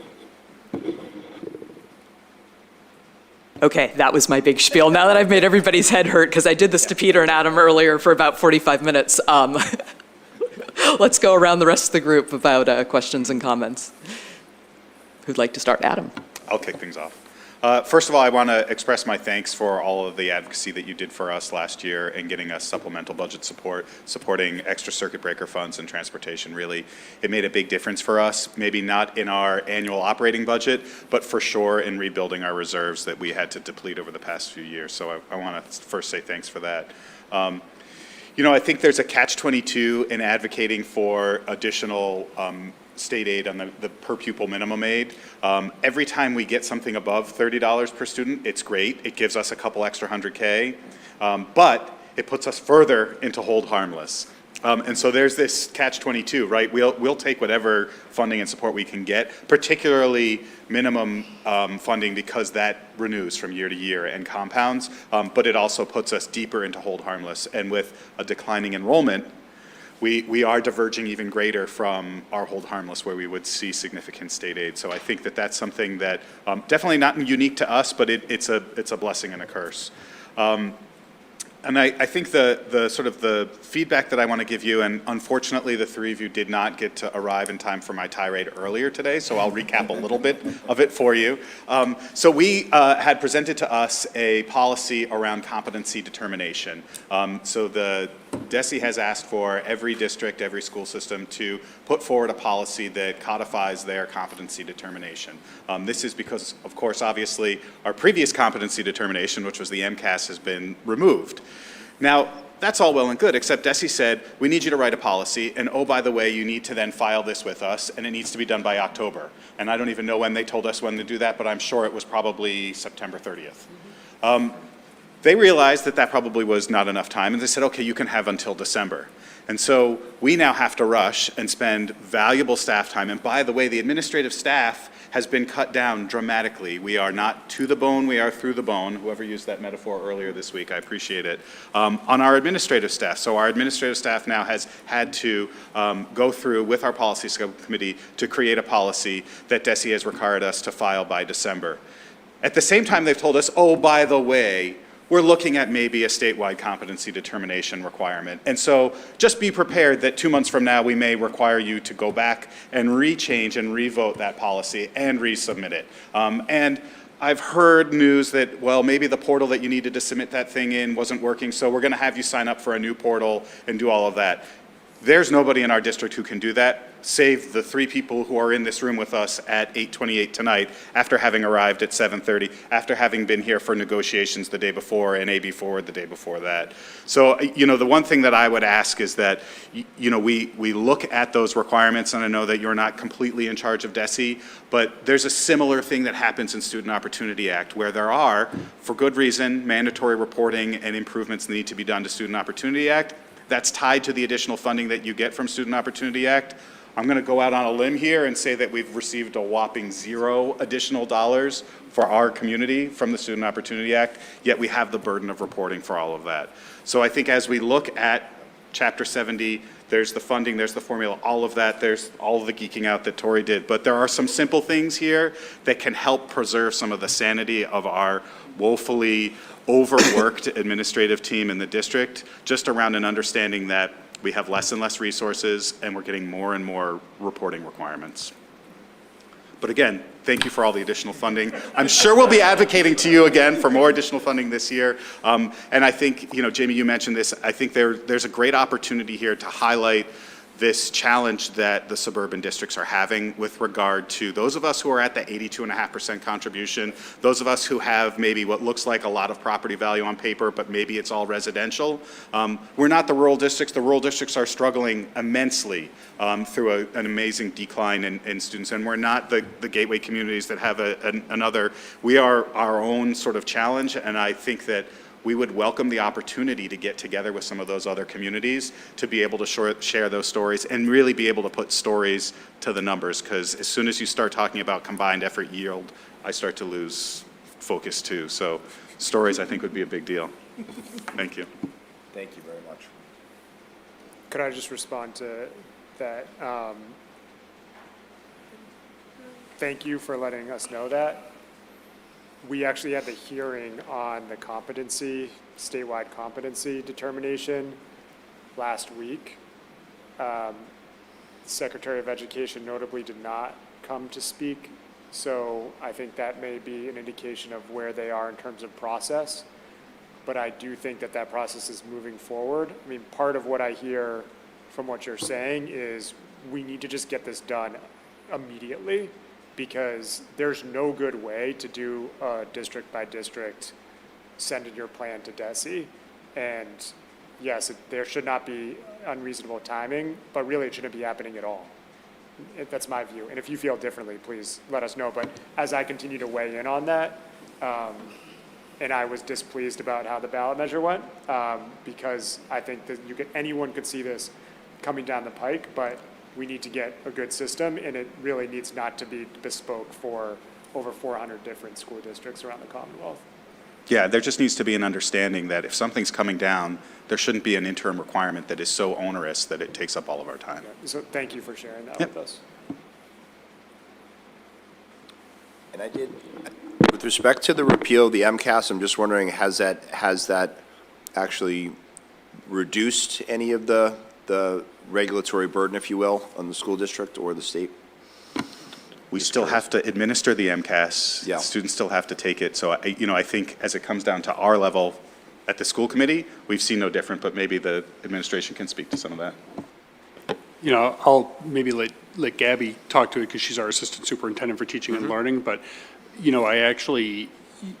I think, and I don't want to completely discount that the transition itself is actually burdensome, right? And that's a piece of it. But I actually think there's been an increase in local burden, because we still have to report on every student having met the competency determination.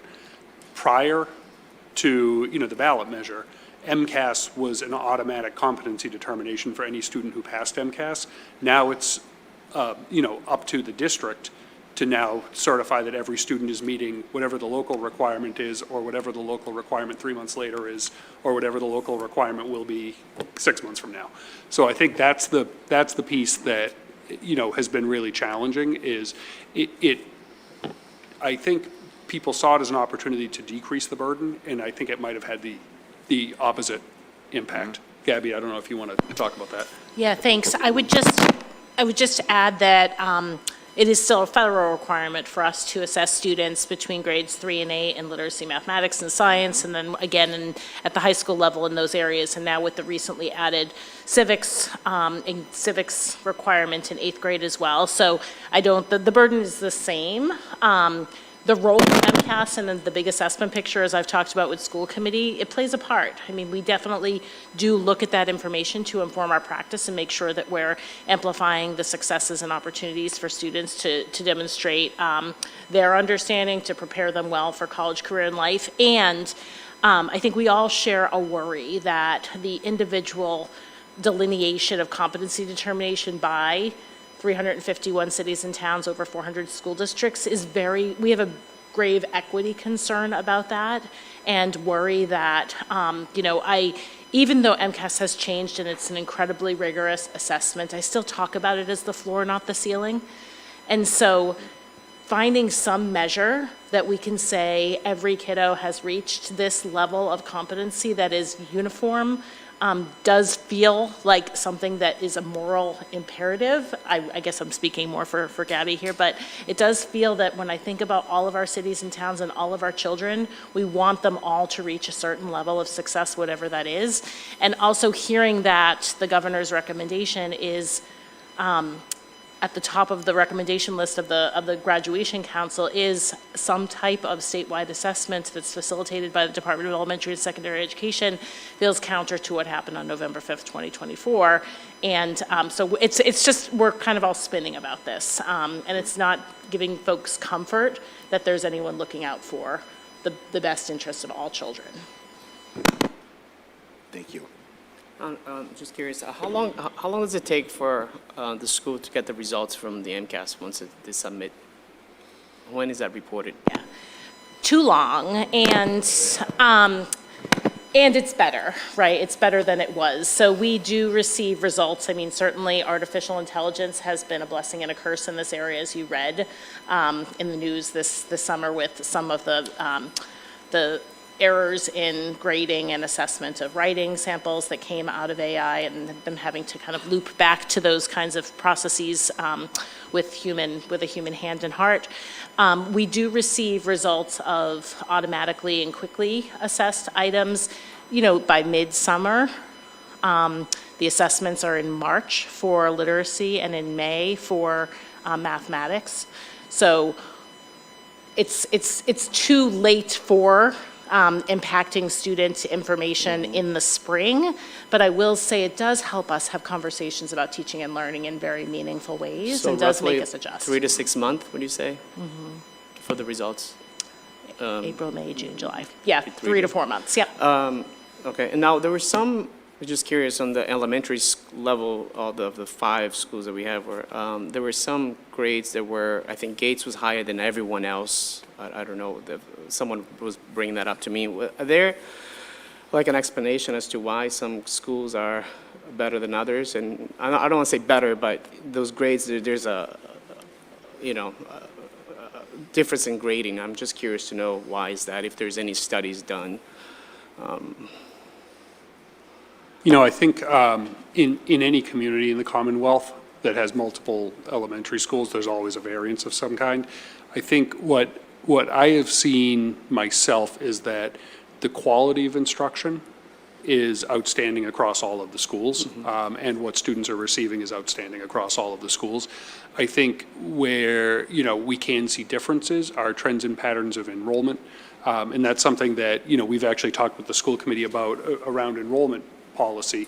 We have seen a shift in sometimes when families even enroll in the school district that particularly families coming from abroad may not enroll early in our processes. And so that can drive kind of groups of students to different schools that may have open seats. And sometimes that can impact kind of where services go, but sometimes it's even after we've already allocated staffing to that. So I think one of the things we're really looking at even through this process is how do we make sure that we're getting the resources, i.e. our staff and expertise, to all the schools. All of our schools have a consistent approach to literacy, which is based on everything that the bill passed. I mean, we've been doing that now for several years.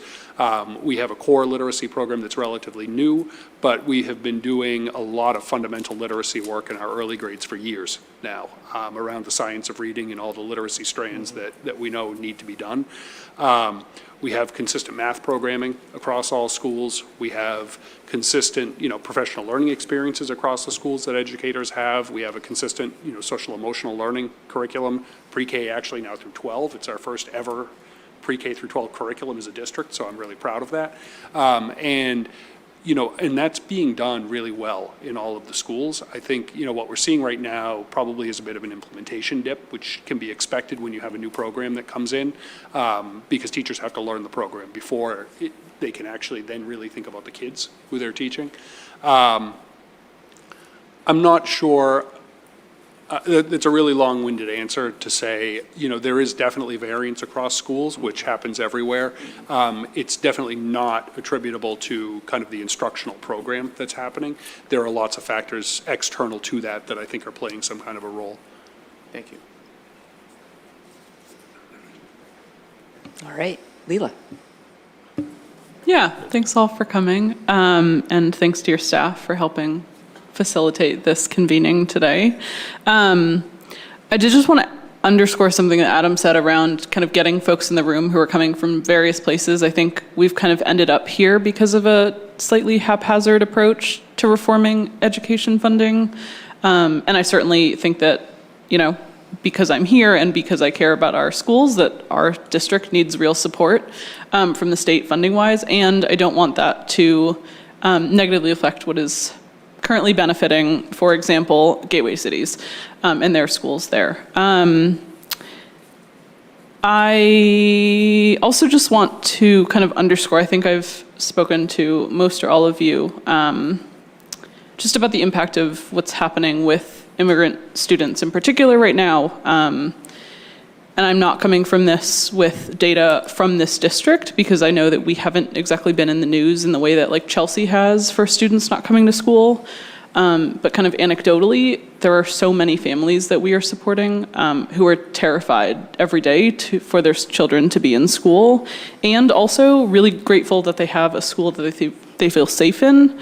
And so just pleading that you are taking all the actions you can to support especially immigrant students right now and families. And then my question is around, I have seen y'all around the building quite a few times at the State House, and I have not heard any good things about this upcoming state budget. And so I'm curious if you have any early forecasts, because I recognize that it's super early in the cycle, around what this budget might look like for the next fiscal year, particularly as it relates to education funding. Thank you, Leela, and I'd say sort of on a personal note, thank you so much for all your advocacy for immigrants. Really appreciate it. In terms of, I haven't heard too much on what the FY27 budget will be like. There's the state revenue from Department of Revenue is that state revenue continues to be strong.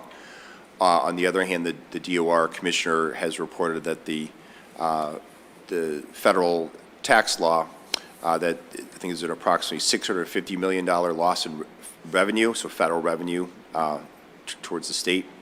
So that's very concerning, and I don't know if that leads to just level funding or modest increases. I'm extremely concerned about that it could be worse. I do serve as the Senate Chair of the Joint Committee on Revenue, so obviously there's lots of proposals to raise revenue, including just, it's not a specific bill, but even just the discussion on decoupling, which the A&F Secretary has actually raised a little bit, is that our state, unlike most other states, almost all of our tax laws are coupled with federal tax law, and so therefore, obviously, with the changes to federal tax law, including obviously some federal tax cuts, that therefore, reduces some of our state taxes. So that's something that I'll be meeting with the Commissioner of Department of Revenue soon to discuss, but it's already being discussed. Is that a potential way to address this expected, at the very least, $650 million loss in federal revenue? So, but I personally have not heard anything about what the FY27 budget will be like as far as the Senate Ways and Means Chair saying anything. So, thank you. Yeah, I can't really comment in terms of where we're going to be.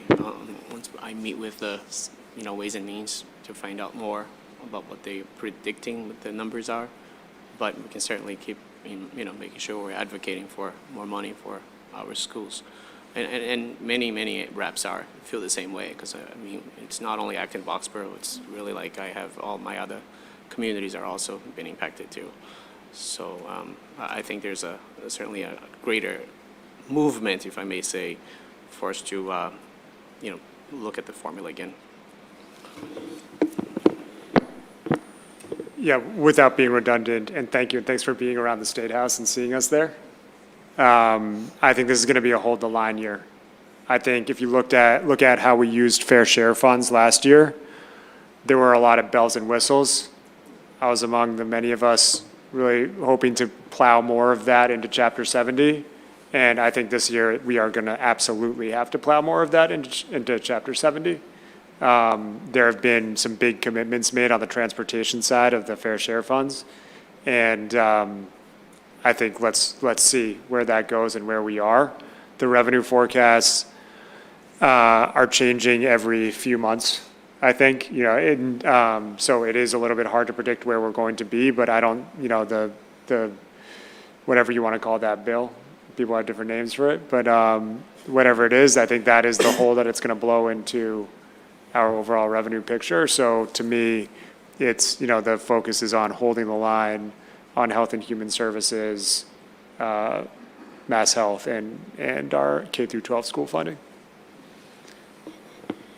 Ben? And just let me be more clear. If, I think if we were ever in a position where we were anticipating significant changes to the state contribution to our local districts, then obviously we would immediately let you know, and that would be big news too.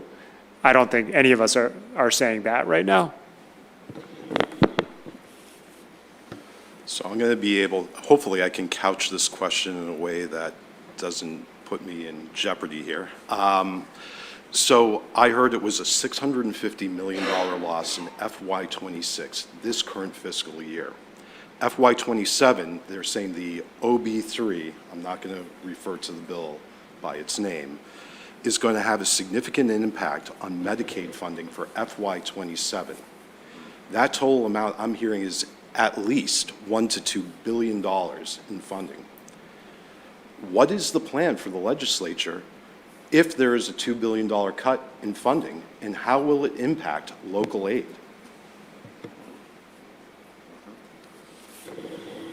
Yeah, so there is no plan right now. I think there was a story about in the State House News today is that, the charge obviously as far as Medicaid and Mass Health perhaps having to make up the differences, that's going to be initiated from the governor and the new HHS secretary. So, the governor will put out her budget first, relying on the governor as often is the case on responding most immediately to federal changes. But yeah, to be blunt, there's no plan right now. So, yep. Glenn? That'll be the beginning of the calendar year. Mm-hmm. We'll get each one at the beginning of the calendar year, and then we'll go from there. The mic has been so fussy tonight. Well, thank you all for coming. So, I mean, you've heard a lot about the struggles we're facing with reporting requirements, immigrants being scared to come to school, and that the disaster at the federal level is basically making this a hold the line year. But I honestly find it frustrating when we're talking about, we're looking at Chapter 70. That's fantastic. But it just really seems frustrating to me that the foundation itself isn't being taken more seriously as the real thing that needs to be addressed here fundamentally. Because I'm reminded of going to the doctor's office, if a patient goes to the doctor's office, is I have a headache and I'm tired and this and that, and the doctor's like, okay, here's some ibuprofen. When really what the patient needed was food and sleep. And if we're not seriously looking at the foundation itself, just the 4.5 inflation cap specifically, there's a cap in the Chapter 70 funding formula that says if inflation is over 4.5%, just ignore that part. But so that's one thing there. That should be getting rid of, I think. And then without the Fair Share Amendment specifically, we would be in catastrophic shape. And the tax package that got passed immediately after that, it cut the short-term capital gains tax, millions of dollars there, perfectly fine revenue, just out the window so that we can further incentivize short-term gamblings on stocks, basically. Shouldn't the Chapter 70 funding the foundation of it specifically, like the 4.5 inflation cap, isn't that really the root of the question here about making sure that all the districts in our entire state get the funding they need so that we're not just tweaking around the edges in perpetuity when it's pretty clear that this is not sustainable. And if we're really seriously about addressing literacy rates, then we need more funding for staffing for reading interventionalists at elementary school.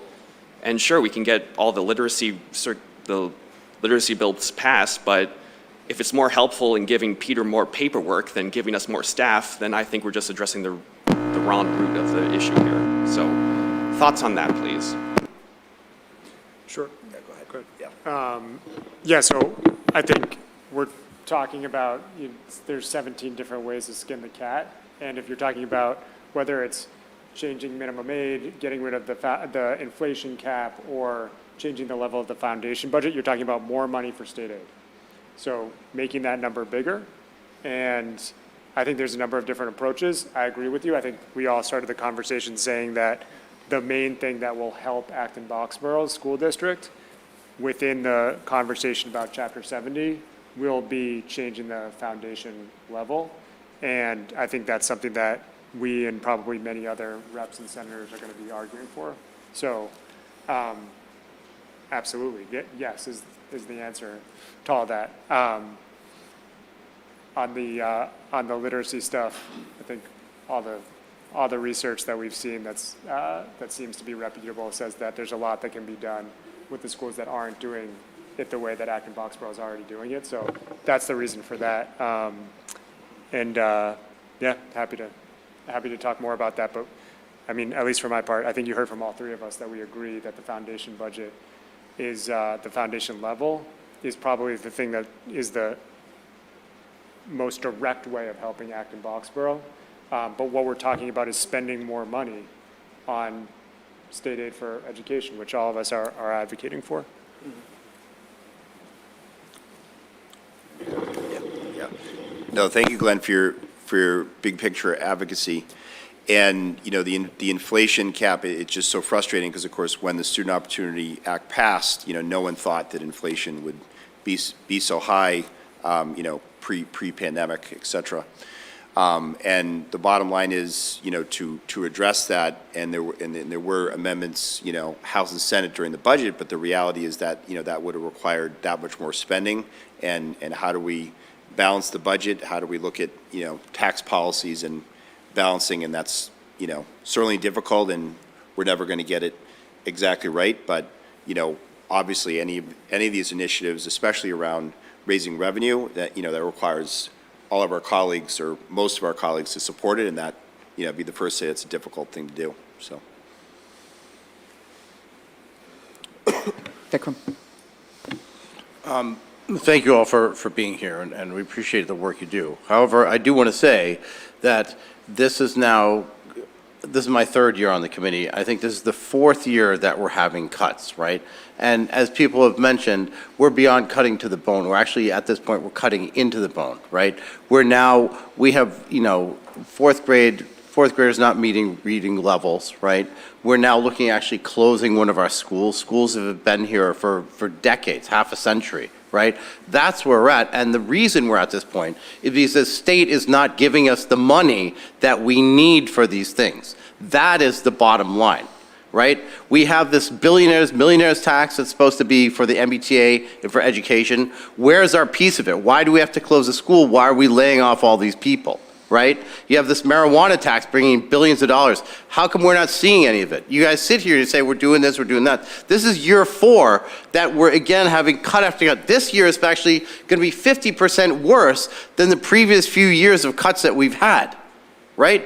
Where's the money from the state? Right? We're at the point now where it looks like you're not even meeting legal obligation the state has to fund us properly. What's going on?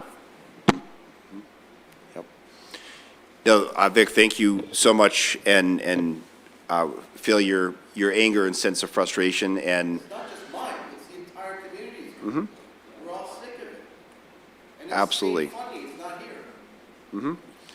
Absolutely, and I think it's just a recognition that obviously, more likely than not, if we were to change the formula or find a way to deliver a lot more money to Acton-Boxborough, obviously that means a lot more funding to almost every other or most other school districts, and that's billions, if not tens of billions of dollars. So recognizing that therefore that we have to look at how to raise that revenue.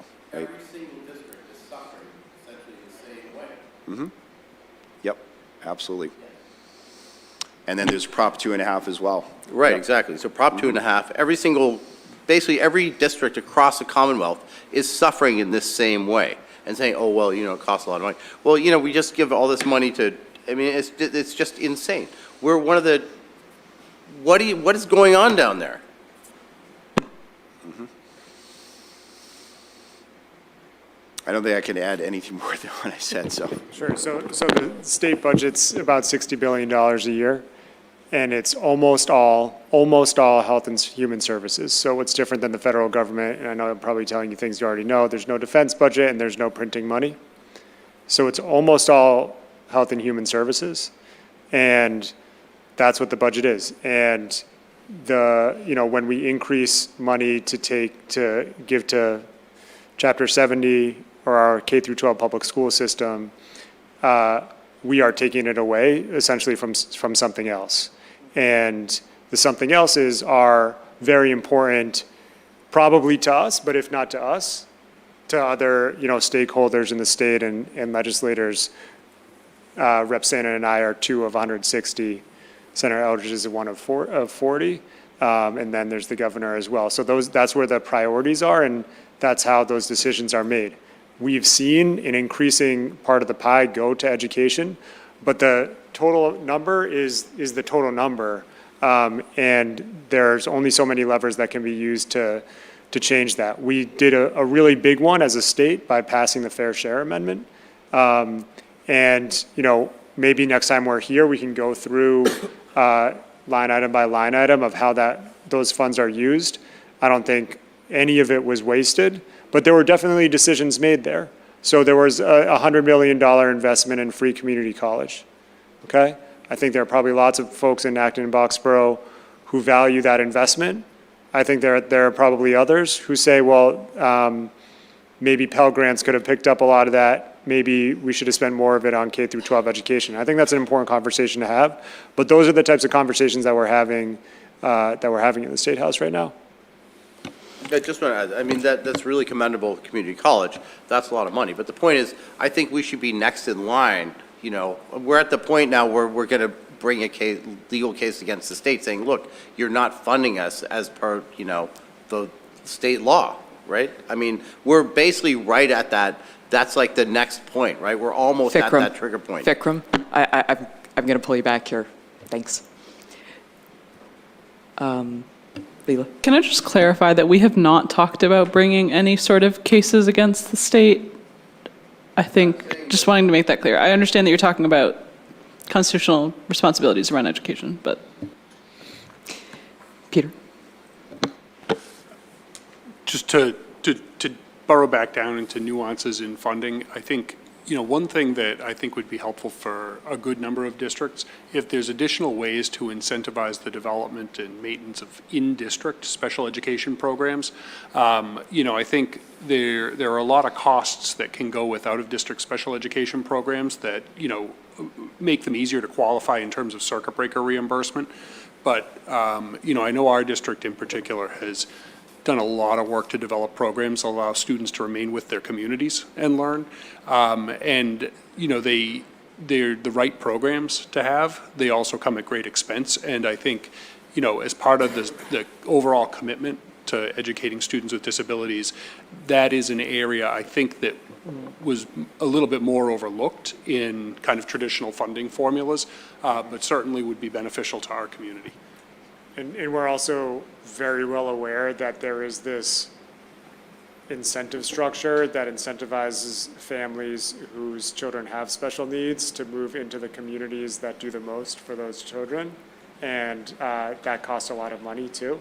And so thank you for continuing to do the right thing on that, because we know it's expensive for the community. So I think I'm going to wrap us up here tonight unless anybody has any major thoughts. Thank you all so much for being here. I can feel that we are all dealing with the same challenge at every level. We're in a period of really limited resources. We have a lot of things we have to get done, and we all have to come together to figure out how to get it done. So we really appreciate you, and we really appreciate your time coming here to speak with us this evening. let us know Likewise. how we can continue to team together and cooperate to get things done.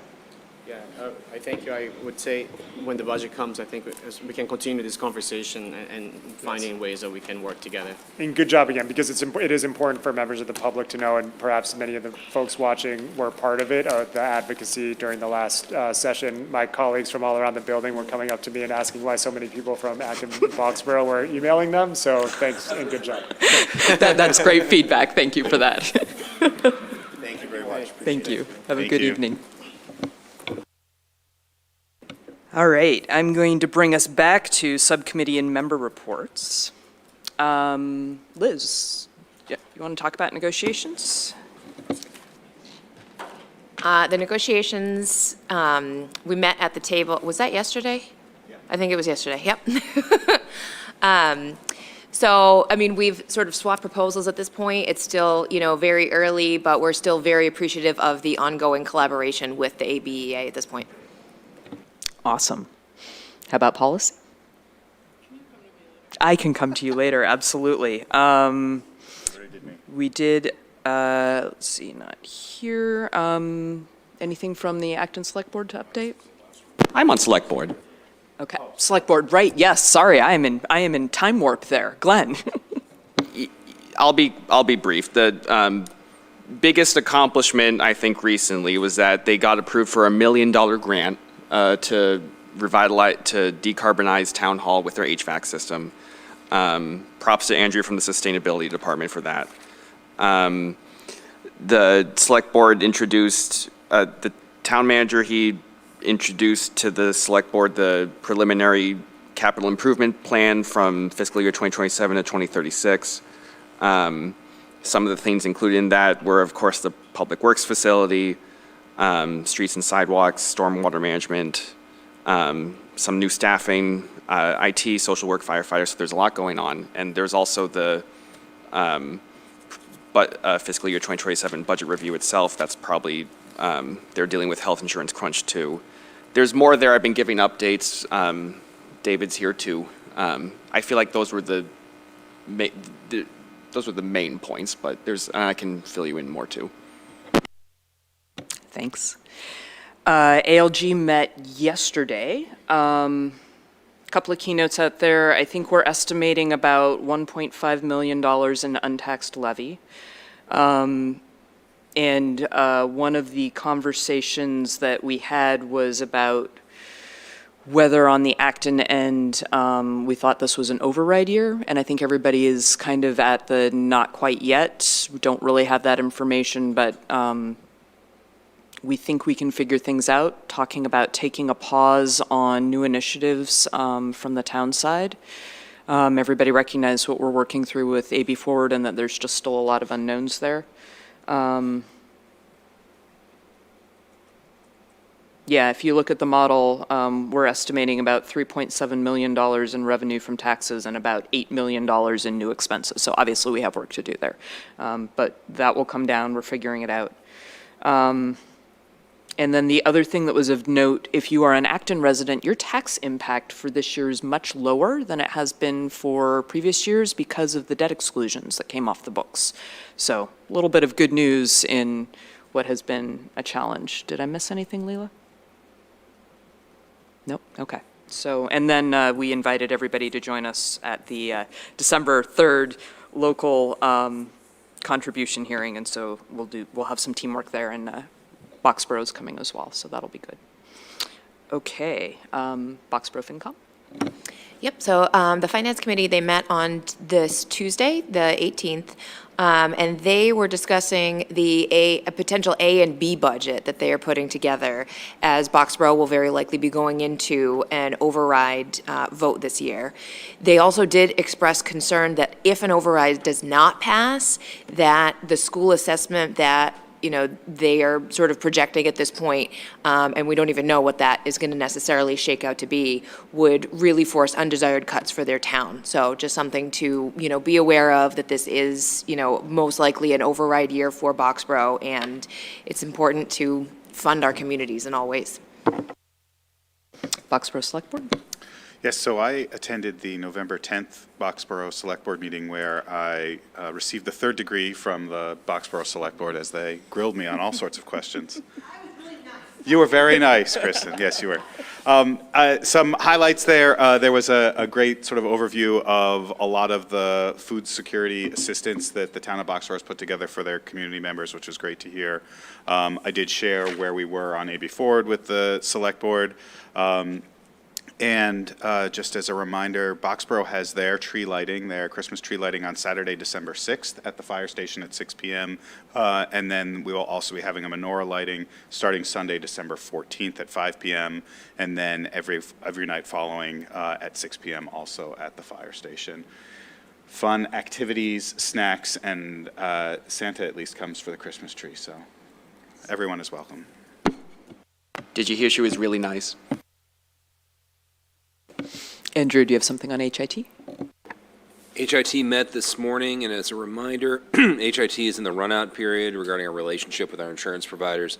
We finished our initial run-out period with Harvard Pilgrim, and that means we only have Blue Cross Blue Shield of Massachusetts. That will end June 30th of this coming year.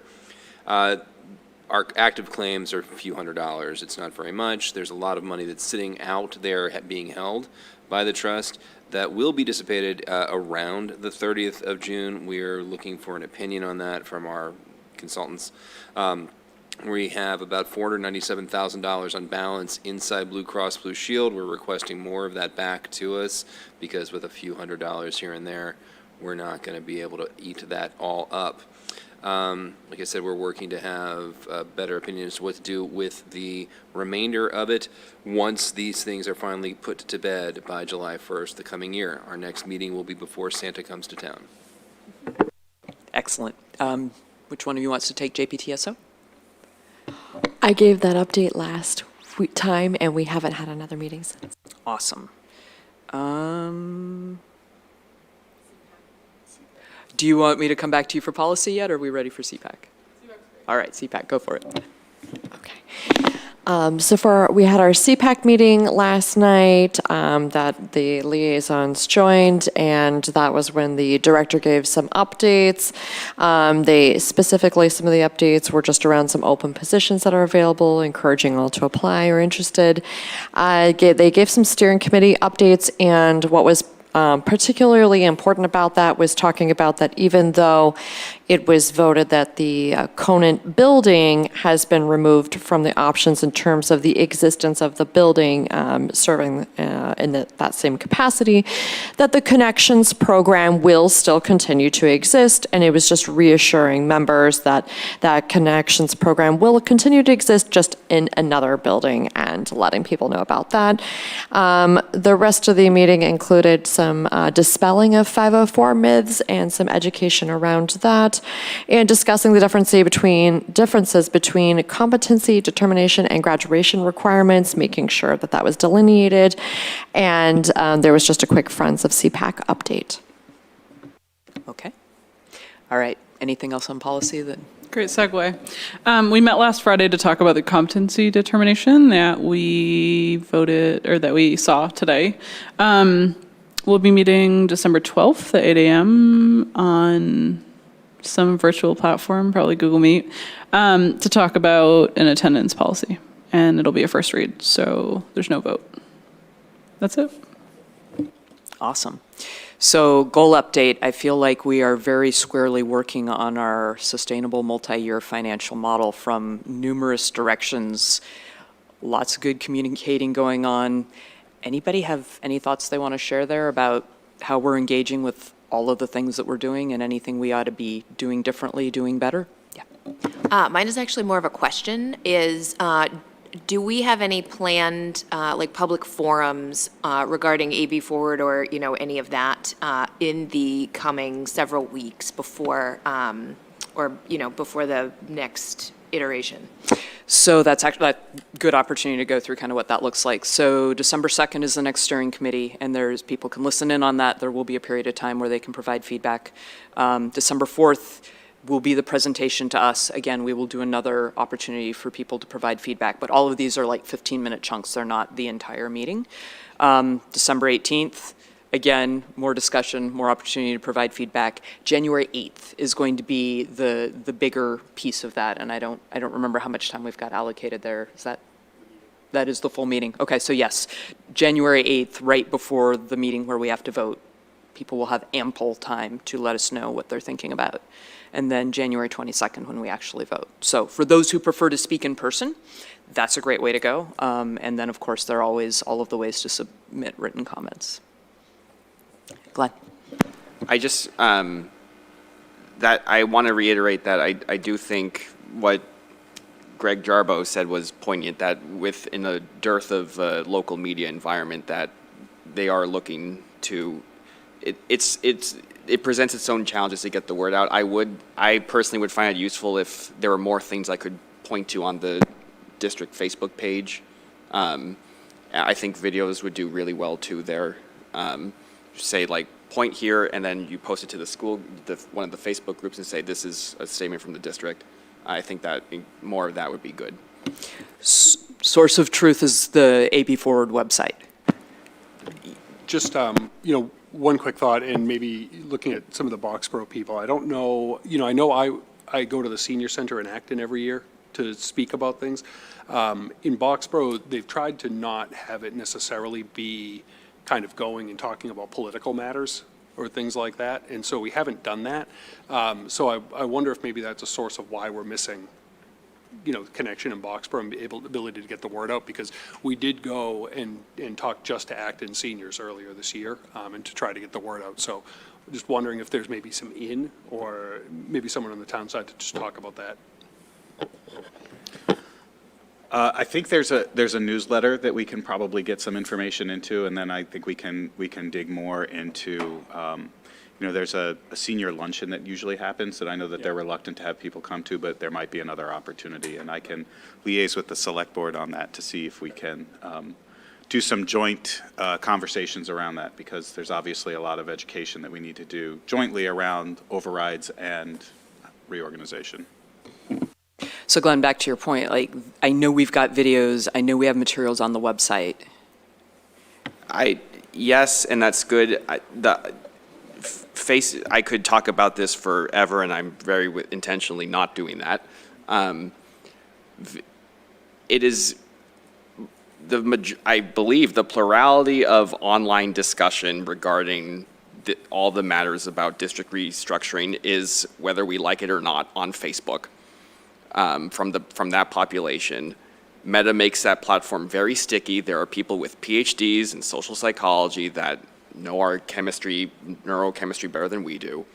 And there was one time a few months ago where there was a link to a video, but to get to the video, you had to click out the link, and then the viewership wasn't so great. I just think directly posting district materials embedded into Meta's platform is the best way to get what we need, eyeballs.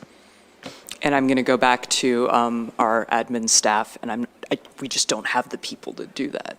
Leela. I do think, though, that if videos feel like an important way to communicate information, if school committee members were not taking a position on things, but were simply making video content of information that is on the district website, or has been communicated from the district, that feels totally within the bounds of what school committee members could do to communicate information out. And I can do that. I've just been leaning more on the much more I've wanted to really be intentional about that specifically, and not just, but having source materials from the website, factual, is it fair to say that's safe? Yes. Okay. Yeah. So if you are in a Facebook forum, because I know some of us are in some of these closed groups, and you see something that is inaccurate, or you see people looking for information, please send them to the AB Forward website. You can repost what's on there. This is the place that you go. It is the one single source of information. We just can't maintain multiple. Yeah. Just an important point of clarification when we're in, especially on social media, because many of these groups are closed forums. They're not actually open to the public. If there are, it's okay to send people a link back to correct information. What can't happen in any type of forum like that is anything that could be construed or even perceived as a deliberation. And so if committee members are taking positions on something or advocating a position or saying something else in a closed forum, that can be perceived as a deliberation, and it's a really fine line. And what we have found, or I have found in my experience over 8 years here, is when there are really potentially charged issues before the community, people are really watching to make sure that all of the deliberation is in this room, done in public, and not perceived as being done in closed forum. So I would just also urge that caution of really thinking about, here's the link to the right information, great, but just be cautious about sharing your own positions or opinions on things in those forums. Yeah, thanks for that comment, Peter. And the other thing that I would just share is that there's no expectation that we are policing the internet. We can't do that. I mean, we just don't have that kind of time. But if you stumble across something, same as when you're talking to people, point them to where all of our information is and send them to factual information. There's not a problem with doing that. Cool. Okay. In that case, I think we should knock out the consent agenda and declare victory here. So, items on the consent agenda do not usually require discussion and are approved with one vote unless any member would like to hold an item for discussion in a separate vote. I'll read each item, and if a member would like it held, please say hold. Members do not have to have attended a meeting to vote on the minutes. So, item A, approval of ABRSC meeting minutes 11/6/25. Item B, recommendation to approve budget transfer per policy DJB. Item C, approval of ABRHS Swim Booster $1,323.91 donation to the ABRHS Athletics for PA speaker system. Item D, approval of the PTSO grant of $1,000 for ABRHS World Cultures Week. Item E, approval of the PTSO grant of $2,000 for the ABRHS Professional Development Luncheon. Item F, approval of the PTSO grant of $1,500 for the ABRHS Community Service Program. And item G, approval of warrants as presented in the packet 11/2025. All right, given that no items were held, is there a motion to approve the consent agenda as presented? Second. That was Vikram and Leela with the second. With gratitude for the donations and grants. Yes, thank you. All those in favor? Aye. Any opposed? Any abstentions? All right, that passes. So as a reminder, we're all going on tours of schools tomorrow, and it is going to be awesome. We are meeting at Conant at 9 o'clock. Be on time, be ready, because Julie and Peter have put together an incredible schedule with all of the teams across the district. We are going to be busy. It's going to be amazing. Be ready to go. Yeah, I'll just say, this is something, just to give you a little background, this is something that the Acton-Boxborough Education Association came to us over the summer and had requested to see school committee in the schools. And so, I think people are excited to see you there, be able to showcase their work. So, I hope you get a lot out of it. If you did not already, send Julie the lunch order, please make sure you bring a lunch because we did not get the order in. So just as a reminder for that. So, great. Move to adjourn. Second. All right, moved by Leela, seconded by Ben. All in favor? Aye. Any opposed? All right, call it a night.